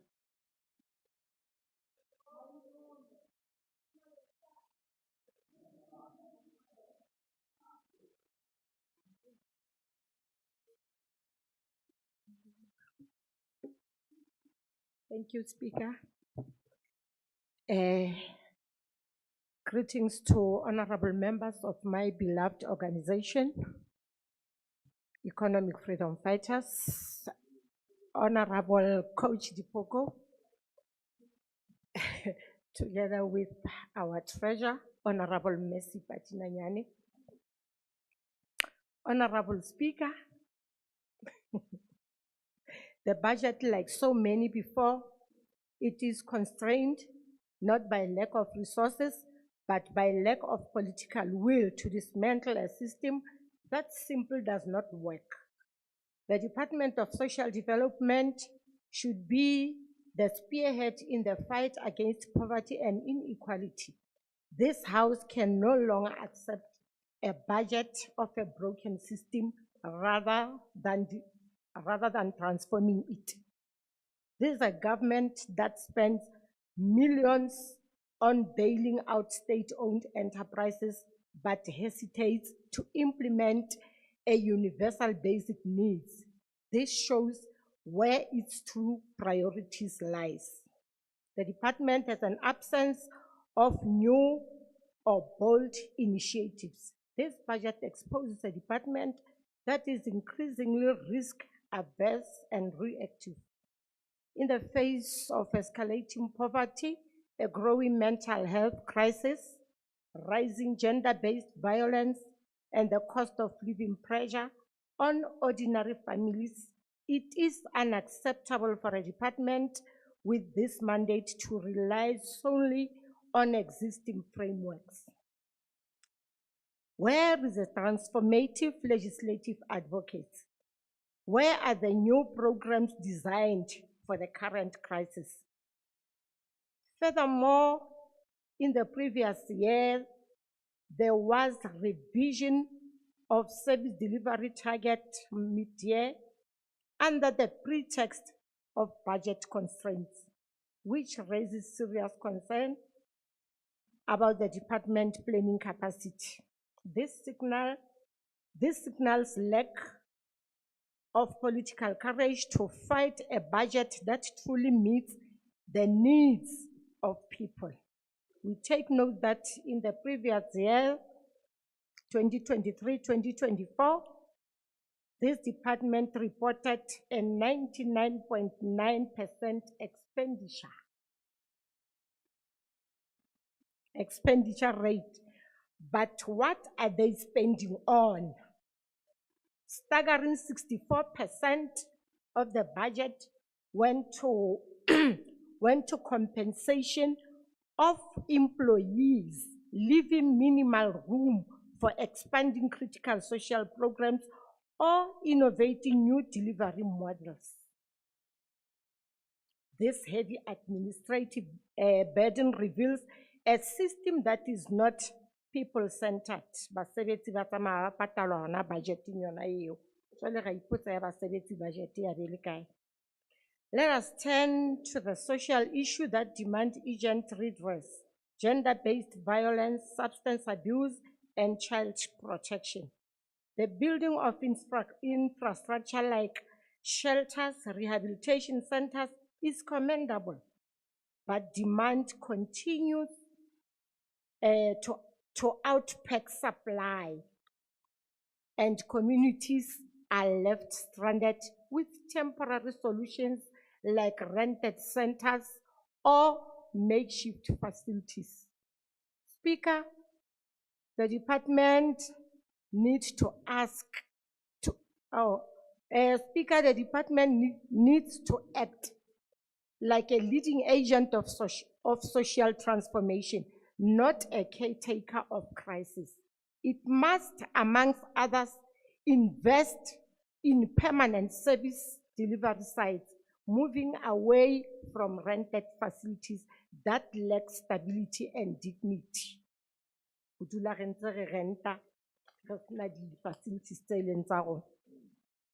Fill all critical frontline posts and prioritize the welfare and workload of social service professionals.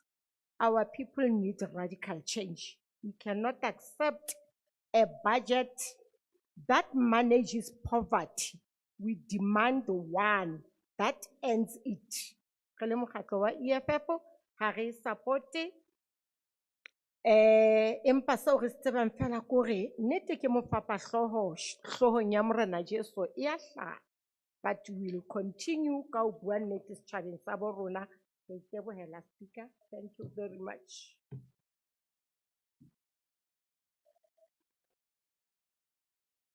Thank you, Honorable Member. Honorable Masweu.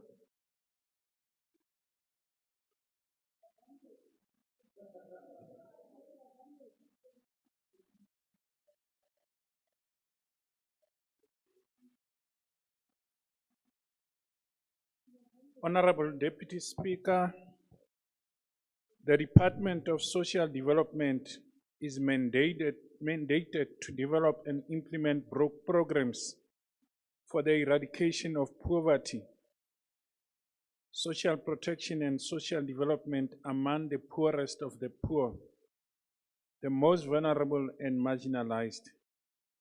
This means that the department must effectively implement its programs with assistance from partnerships who are primary customers or clients.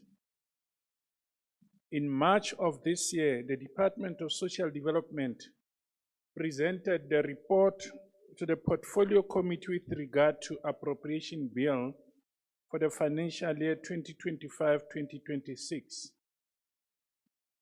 Looking at the departmental allocation, one striking feature is that, like the previous financial year, the Department of Social Development is one of the least funded departments in the Free State government. The budget allocation amount for financial year 2025-2026 is 1.373 billion. One needs to remind the executive that the budget allocation amount for 2024-25 financial year was 1.306 billion. I remember standing right here in front of this August House reflecting on that allocation that it was not enough for the Department of Social Development to fulfill its mandate. And I remember the MEC of Social Development, Honorable Mathabo Leeto, declaring that she agreed. Guess what? Come the end of 2024-25 financial year, the Social Development Department surrendered 10 million to its treasury. According to the Department of Social Development, the funds had to be surrendered because of slow spending by the department. Why must it be that the ANC-run government must always create barriers that derail service delivery? According to the department, Treasury took too long to give approval, resulting in the loss of funds at the end of the financial year. Treasury should not be a stumbling block to disadvantage a department that is already short of funds to execute its mandate. Is this how the ANC Free State provincial government runs its affairs? It is worth mentioning that the Department of Social Development did not improve from an unqualified opinion with findings in 2023 to 2024. The audit opinion remains the same. In terms of the APP for 2024-25, the department aimed to adhere to good governance standards, such as attaining a clean audit. The senior managers signed the pledge of commitment to clean administration to contribute towards improving audit outcomes, and the department also developed a strategy to address unauthorized, irregular, fruitless, and wasteful expenditure. Risk management and fraud prevention awareness workshops were conducted, and more importantly, the segregation of duties for processing of transactions was implemented. We welcome this and hope that with the upcoming audits, the Department of Social Development will achieve clean audit.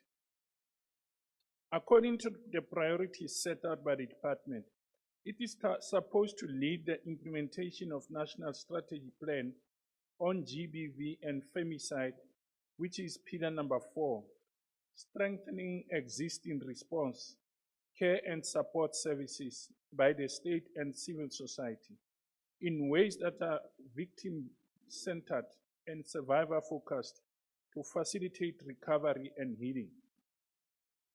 These services are supposed to be provided by social workers through our GBV shelters and a safe house within the province, but only 14.55 million is allocated under victim empowerment and only 8.308 million under community-based care services to children. The MIGRE allocation, which is meant to assist to curb and prevent violence against women and children, is completely insufficient to provide the services needed. Honorable Speaker, in South Africa, alcohol and substance abuse has reached unprecedented levels and is a major contributory factor to social ills within our societies. And this is what the APP says. The Charlotte Maxeke Treatment Center, the state-run treatment facility which provides treatment and rehabilitation services to persons who are dependent on substance, has only been allocated 33 million. Non-profit organizations only receive further 7.9 million. Let us be honest. With the forever growing demand for treatment centers to provide substance abuse intervention programs, NPOs still play a vital role in harm prevention and reduction. More focus should be given to enabling NPOs to provide more meaningful participation. It is at this juncture that the DA asked the question, what is the Department of Social Development doing to partner with municipalities to address the plight of homelessness, especially in urban areas such as Mangaung? I did discuss this topic with MEC and HOD, social development. There are no shelters for older people. The DA run of City of Cape Town, the way by providing shelter and providing 2 hot meals a day for homeless people, maybe the Department of Social Development can learn something from the DA-run government in the Western Cape. The Department of Social Development does acknowledge that the prevalence of HIV and AIDS in the Free State is concerning. The department has made a commitment to strengthen implementation of revised social and behavior change programs. For example, Families Matter and Boys Championing Change. NPOs implementing HIV and AIDS awareness and prevention programs receive 18.348 million, of which we welcome. The DA also welcomes the allocation of 50.183 million towards transfers to NPOs implementing care and protection services to children. The Democratic Alliance would like to welcome the allocation of 115 million from national and provincial treasury statutory services. With over 60% of people living in poverty, DA is appealing to Treasury and the leaders of the provincial government to start treating social services in the Free State province as priority. At the moment, it would appear that everything that encompasses social ills in this province is being dumped at the doors of social development, to this with it, and yet the funding does not equate to the demands that are being placed at this department. How can MECs and Premier not feel guilt when they drive past beggars and homeless people, many of whom are children and old people, and know that they have the power to do more to assist them, but will not take hard decisions to do this? Speaker. Honorable member, may you take a seat? Is the member willing to take a question? It's like he knows our feelings. No, I'm delivering my speech, Honorable Deputy. May I continue, Honorable member? Thank you, but skanka katoka di feelings it's around. Maybe the Premier needs to remove Order, tinted Chairperson. Sorry, Speaker. windows on her car so that she can see the plight Honorable of member. poor people in the Speaker. street. Honorable member, may you be seated? If you are not willing to take a question, you can't comment on what I said. If you are not willing to take a Honorable question, members. continue with your speech and leave what I said. Honorable members, order. Honorable Premier, order. Honorable members, may we kindly speak through the speaker and not directly to other members. Thank you. You may. You were there, and it was not the government of the ANC. And it was not the government of the ANC.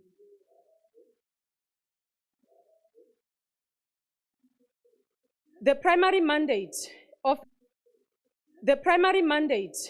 the social development is addressing poverty, vulnerability, exclusion, and promotion of social cohesion. Honorable Speaker, we have to acknowledge that South Africa is a developing country in economic terms, a developing country, the one that is characterized by a high rate of poverty, inequality, and unemployment.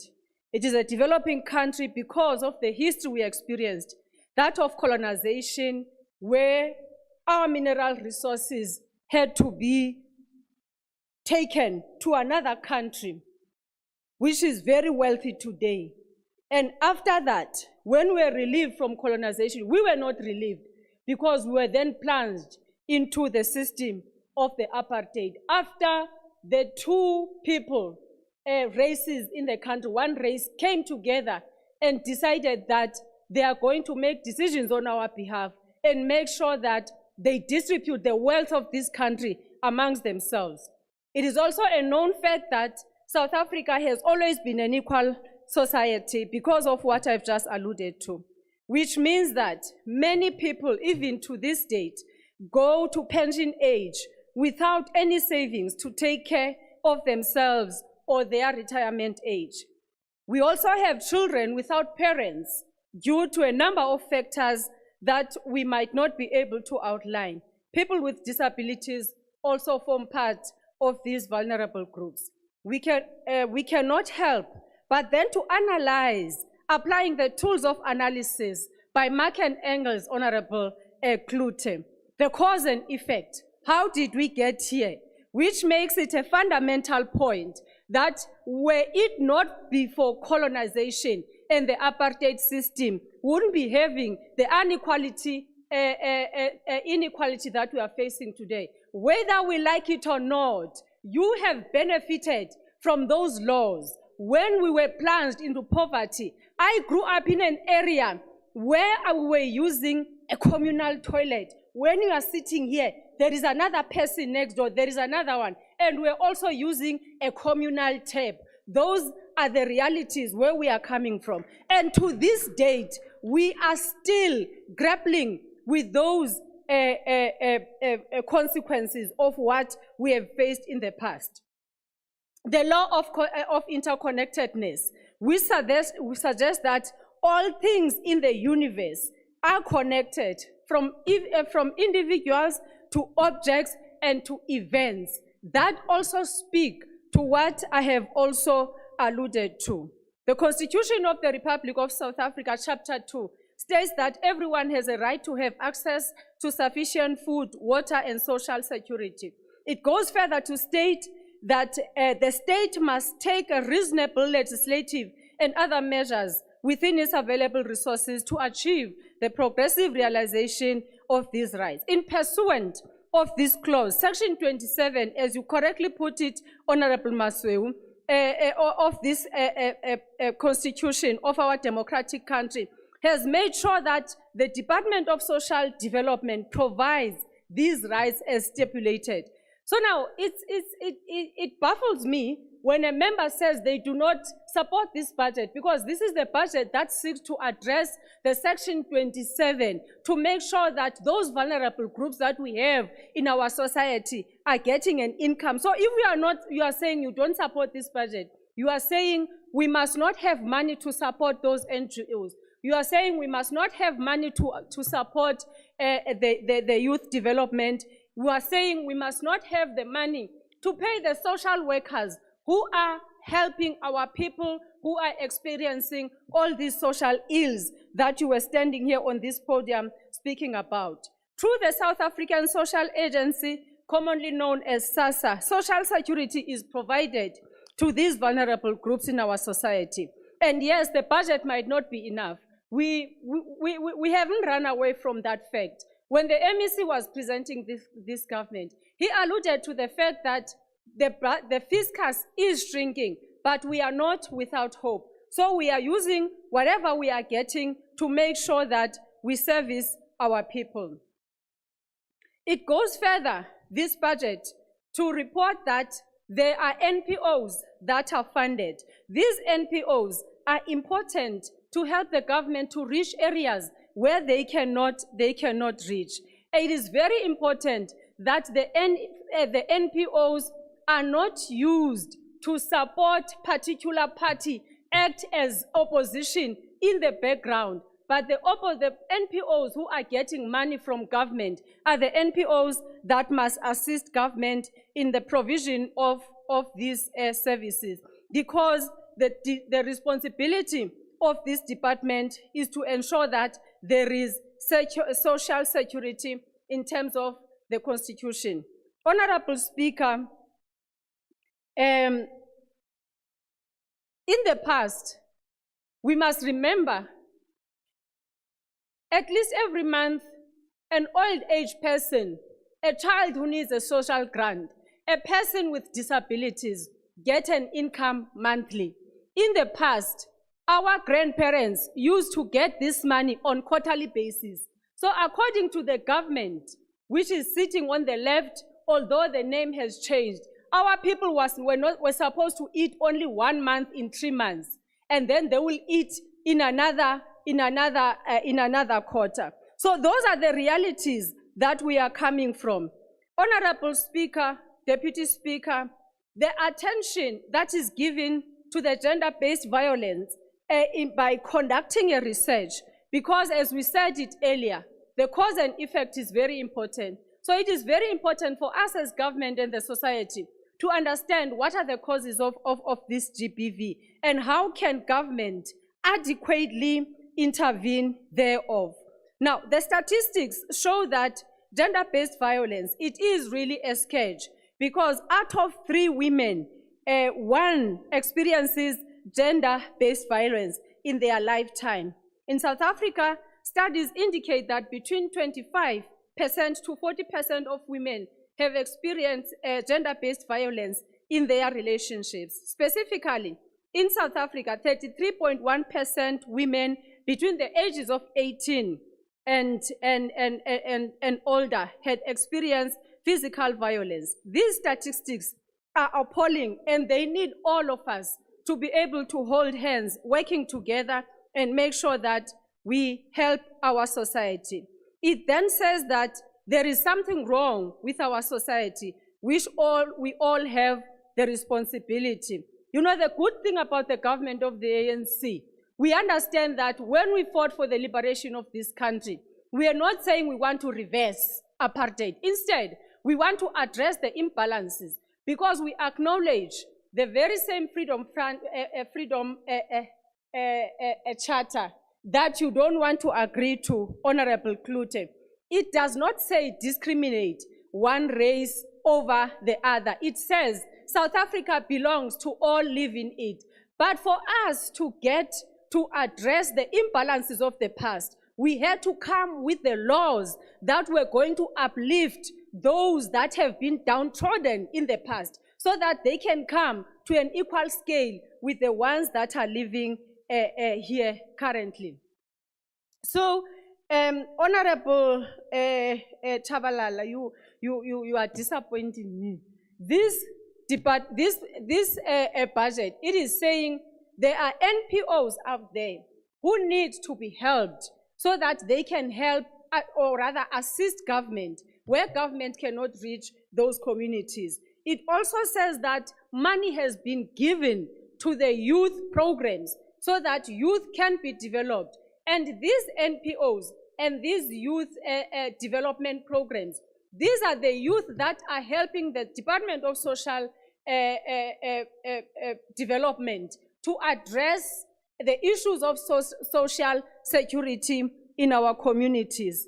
And we also commend the fact that HIV and AIDS intervention are there in order to address and work together with the Department of Health to make sure that they address the issues of HIV and AIDS in our community. You talk about the DA-run municipality, or rather Cape Town, which feed our people soups. Our people don't want to be fed soup.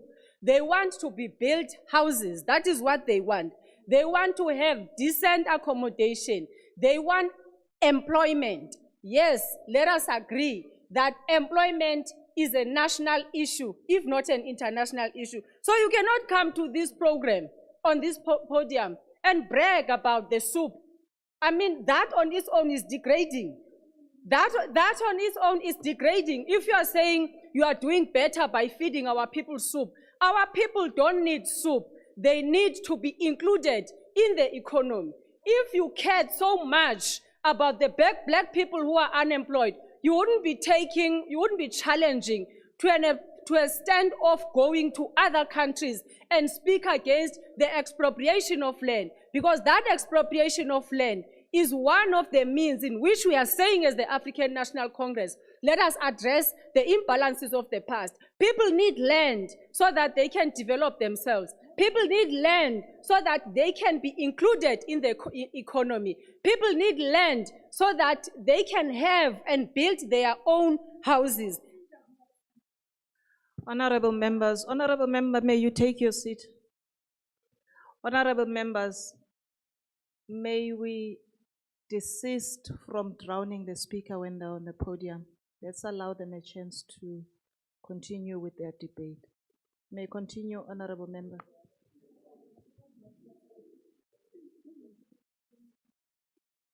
So, as I said it, whatever tax issue that was thrown in here, we are aware of the fact that you chose to elevate that issue because you wanted to look like you are saving South Africa, but you did not talk about the positive matters that are addressed by the budget that was tabled. But because we are a caring government, we listened. Hence, you know what transpired from that. That should not be, if that was the case, that you cared so much, why are you challenging expropriation of land? Why are you challenging the Bila Act, which seeks to address the imbalances of the past? Speaker. Honorable members, honorable members, I have really appealed to members to stick to the decorum of the House and to stick to the rules of this House. I would not expect members to continue with this discussions from their seats. I will allow the Honorable Mokoena. You may take your seat, Honorable Member. Honorable Deputy Speaker, will the Honorable Member take a question?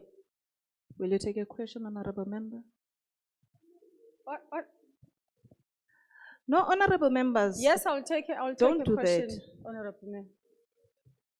Thank you very much, Deputy Speaker. Honorable Member, do you think Honorable Maswe will take the asylum offer by Donald Trump to go and live in the United States? He will never be accepted there. He will never go there because he will never be accepted. He knows his position is strategical so that the organization could be seen to be accepting everybody. He will never get the visa to stay in that country. So, Honorable MEC, we, as the African National Congress, we support this budget, and we believe that under the circumstances we are facing, that the pie has to be equitable shared. Now it means that the money that is there has to be shared. Remember, this department before, it used to discriminate people in terms of race. So now that is not happening, and it does not augur well with some of the people. Those who say they care about the black people, I want them to stand up and say, I've got hectares and hectares of land. I'm going to share it with 5 people in our country. Those, thank you, Honorable Speaker.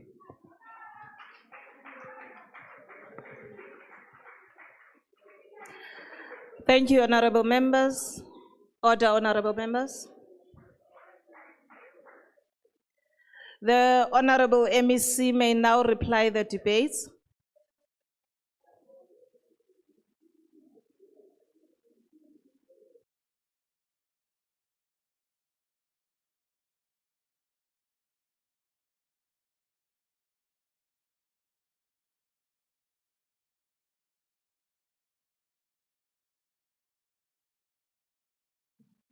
Thank you very much, Deputy Speaker.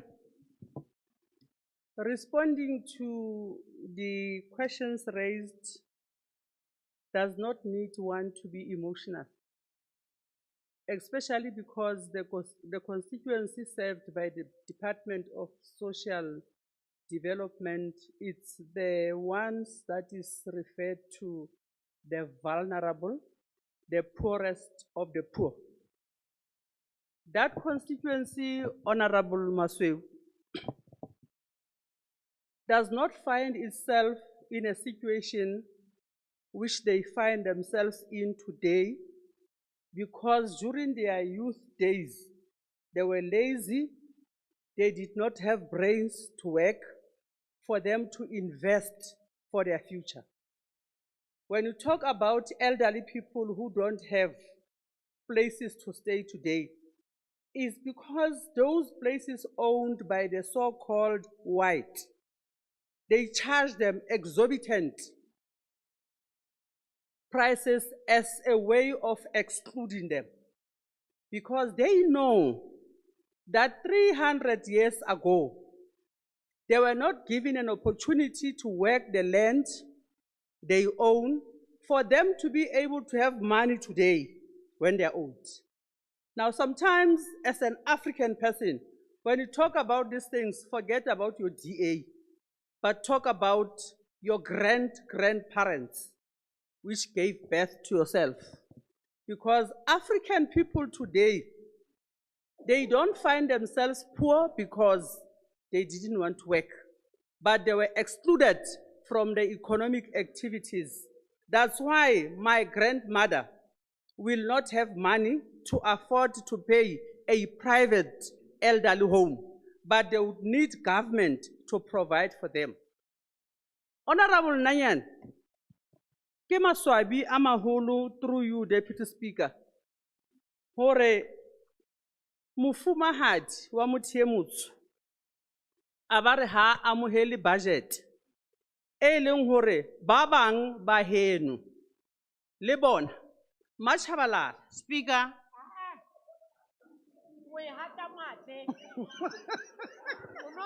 You may take a seat, honorable member. Are you rising on an order, honorable member? Are you rising on an order? Yes, Honorable Leader, you may take your seat. Thank you. Thank you very much, Honorable Speaker. Ke kopa Honorable Memo address a house, not Macharala. You are not here for me. Honorable members, I must again remind honorable members to apply the rules of the House in how we conduct our business in the House and in how we address each other. Harina memo, harina machabalala. Let's apply the rules. You may continue, honorable member.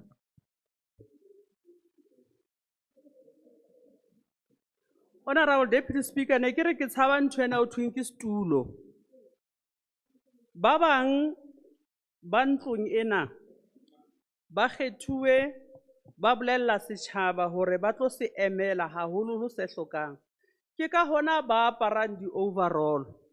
Hobane ba re ka di-overall tseo ba bontsha hore ba emetse batho ba hlokang, empa ha ba fihla ka hara ntlo ya ketsamolao ba hanana le ditekanyetso. Ke maswabisa ditlhong taba eo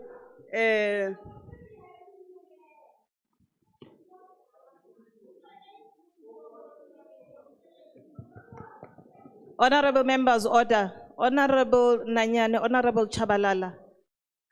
I have requested before, and if honorable members continue with this conduct, I will have to request honorable members to leave the House. You may continue, Honorable Leto. No, Honorable Leto, you may take your seat. Honorable Chabalala, I will request you to leave the House if you do not withdraw the statement you made just now.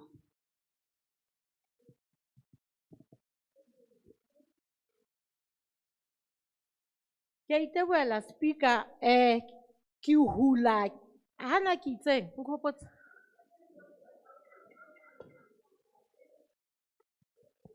Honorable Chabalala, we say ukanawatswa, so you either withdraw or I will request you to leave the House. Thank you, Speaker. Ki hula nka nakatswa ki adula. Honorable Leto, you may continue. Honorable Deputy Speaker, through you, Honorable Chabalala, o se a utlwile monate ke hore ka ha ha ona ntho e batho ba e Honorable buang ka Speaker. ena. O tla etsa Speaker. Speaker.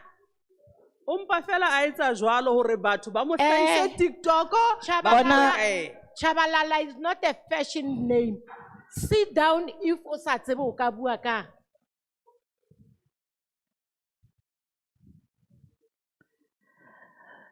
Honorable members, Honorable Chabalala, can we not have a dialogue between yourself and the member that is on the podium? Equally, honorable members, I've requested, may we not drown the speaker when they're on the podium? And if you have an order, may you raise your hand and also cite the order that you are rising on so that you may be noted. And as we continue this session, we'll continue in that order. Where you have an order, rise on the order, raise the order that you are rising on, and then you would be allowed to speak. Honorable Nanyane, is that an order? Yes, Honorable Speaker. I think I'm not at the side of Honorable Chabalala. But again, I think Honorable Chabalala is correct because she asked you to correct Honorable Member not to address her specifically. Honorable Nanyan, on what order were you rising on? You may continue, Honorable Member. Sorry. Let me recognize the Honorable Sifuba.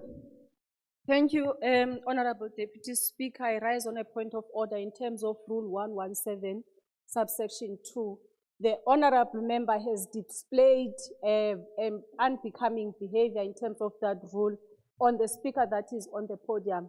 May she withdraw what she's been saying because she's ridiculing the member. If she was aggrieved by whatever the member has said, she was supposed to bring that to the attention of the presiding officer and request the member of the podium to withdraw what they said about her. Thank you.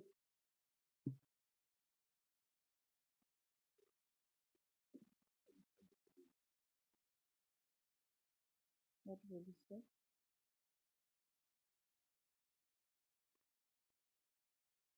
No, it's not okay.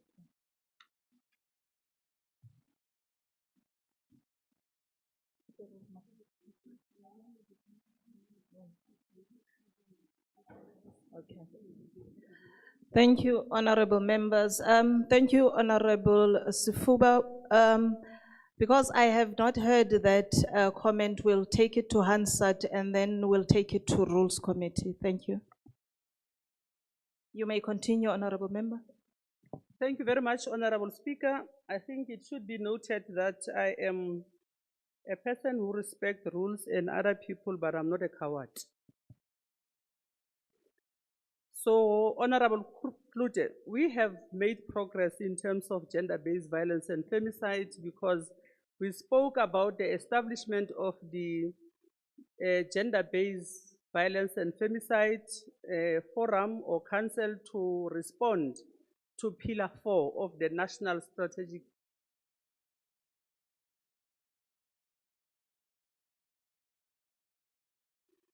We are responding to that, the appointment of social workers. Social workers, we don't have to allocate money to them. They are paid employees of the department who continuously provide psychosocial support and all other services to our people. I have mentioned numbers in our budget vote. How far did we go?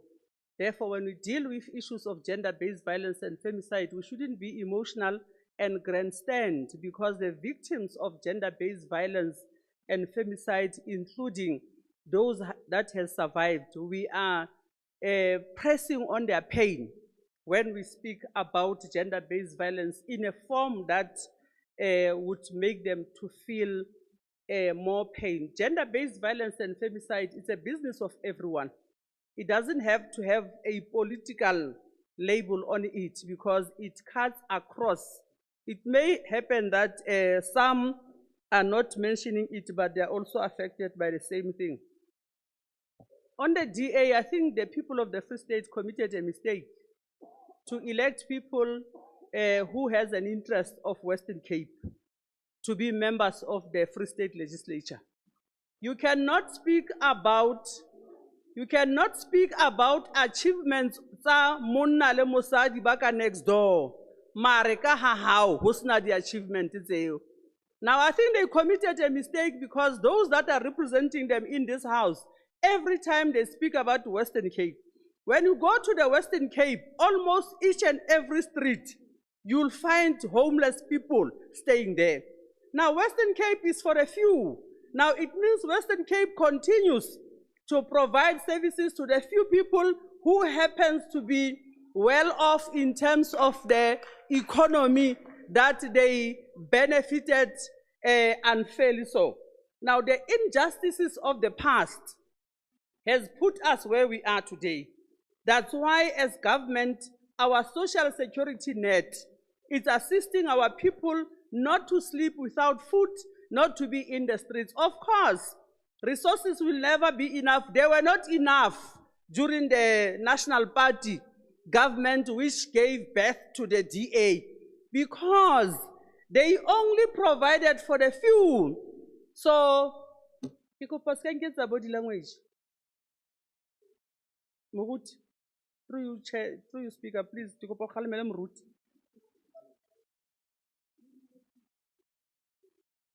But I think negativity is not going to assist us. You know, when you are an opposition, you must always be negative. Whether there's progress that you are Honorable making, Leto, you will may always you take be your seat? negative. Honorable Junkelson. Thank you, Honorable Deputy Speaker. I would request that you request the Honorable MEC not to mislead the House. As far as I know, the National Party are part of the ANC. Their last leader was a minister. Order, with Chairperson. an ANC minister. So Honorable, I don't know, that she's honorable, referring to the no, there is no order there. Honorable Leto, you may continue with your speech. I'm not talking about the minister, I'm talking about the National Party which gave birth to the DA. It's a fact, so we can't... Order, honorable members, order, order. Honorable Leto, you may continue. Thank you very much, Honorable Speaker. The Tutuzela Care Centers, Honorable Flute, it's part of responding to Pillar 4. And if you go, I hope you can visit one of the Tutuzela Care Centers. You can visit, unfortunately, our gender-based violence and femicide centers, you can't just enter there because it's the privacy of those that are affected, but we are not supposed to be putting any political flag when we talk about gender-based violence and femicide. Yes, of course, our people are poor today. That's why we're intervening through the provision of money to your cooperatives owned by women, owned by youth. That's why we're giving people free meals at our CNDCs, is because those people, the situation that they find themselves in is not God-made, it's man-made. If they were not excluded, they should have not been at that situation. You go to people who are staying in shacks. Who's staying in shacks? Who's staying in mud houses? Today there's a lot of rain. Go to the townships and check who is affected by the floods.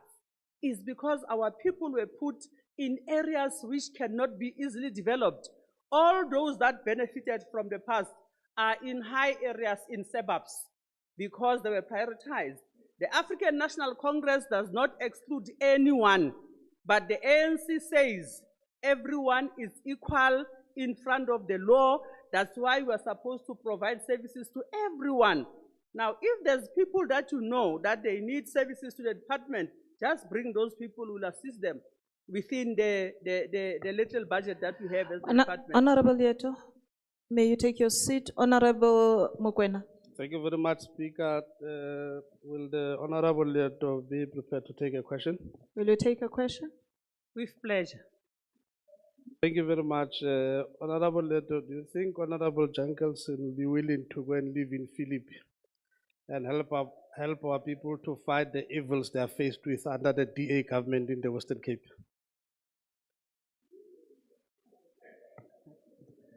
Honorable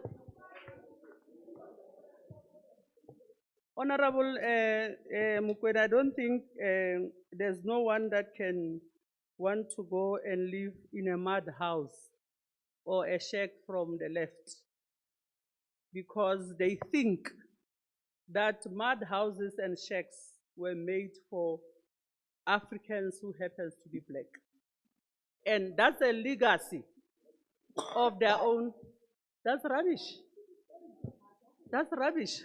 No, honorable members. That's rubbish. Honorable members, honorable members, honorable Lieto.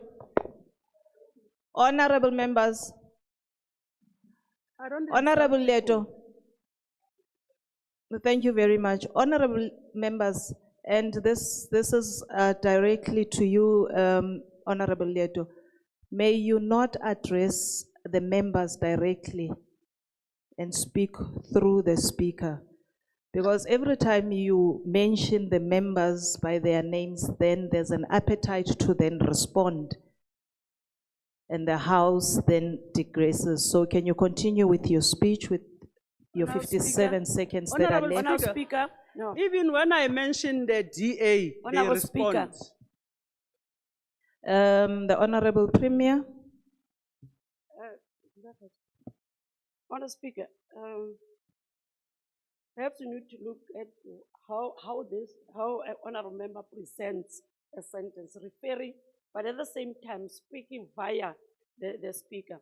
But this is the second time that Ndate Jackelson saying, especially to us women in this legislature, Rebua rubbish. Yes, I can't now try to hotel. Rubbish. But No. You can't say that. This is the second time. I raised it in the debate. Now, I think there's a need for us to go back to Hansat and check or what insult and hence Thank you, Honorable Member. No, we cannot Honorable tolerate members, this. there was a This is ruling what you are doing before with in this women House. in GA, not with The us. Honorable Member, you may be seated. Thank you very much. Honorable members, there was a ruling that was made before by the previous speaker that was presiding over a word that is unparliamentary that was used in the House, and he made a ruling on that. Now, equally, the point that the Premier is raising on the word rubbish, that is unparliamentary language, and according to our rules, it cannot be allowed in this House. And for further sittings that would sit in this House, members must desist from using such words. Honorable Jenkinson, the ruling is that that word will not be allowed in this House. You may continue, Honorable Leto. No, Speaker, I would suggest that I withdraw. Otherwise, Thank you, Honorable Member. No, you may be seated, Honorable Member. Honorable Jenkinson, I have made that ruling in line with the standing rules of the House. So will you withdraw the word rubbish that was used in this House today? Thank you, Deputy Speaker. This is a new ruling now on top of the previous one you made, but I will withdraw that word. But the member mustn't mislead the House. Thank you, that leads us to Honorable do it, Member. Because she knows she put people in Honorable Luripa, which is Leto. flooded now, and they are responsible for that. Thank you. You may continue, Honorable Leto. Honorable Speaker, maybe we would have to be educated about the rules, because withdrawal with a statement is not a Honorable withdrawal. Leto, you may take your seat. Honorable Leach. Thank you, Honorable Speaker. I would just like to find out, will the Honorable MEC also take a question from me? Will you take a question? No, honorable members, that question was directed to the member that is on the podium. Honorable Leto, will you take a question? Honorable Deputy Speaker, outside the House, I can take a question where a person says, I speak rubbish, then uzawubona phandle kuzakwenzeka ntoni. But in the House, I will not take it. You may continue, she will not take the question. Honorable Speaker, I think the first president of South Africa, Honorable Nelson Mandela, once said, remember that hope is a powerful weapon when all else is lost. We will keep on being hopeful in providing services to our people, within the resources that are available, because our people do appreciate the work that we do. Unfortunately, the members are not the beneficiaries of the department, but the people who are beneficiaries of the department do appreciate the work and the services provided to them at CNDCs, at our centers, and all other funding that we are providing. But we are going to transform the NPO sector, because there are NPOs which are owned by the previously advantaged who has been benefiting and excluding our own people at the centers that they are using to host our people. So we'll transform that space, and iyahamba le nqwelo nizasibona phambili.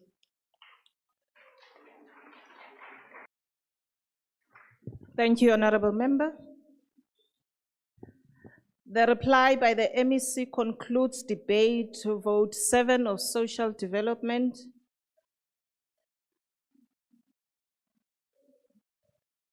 Before the House adjourns, I wish to make the following announcements: that Honorable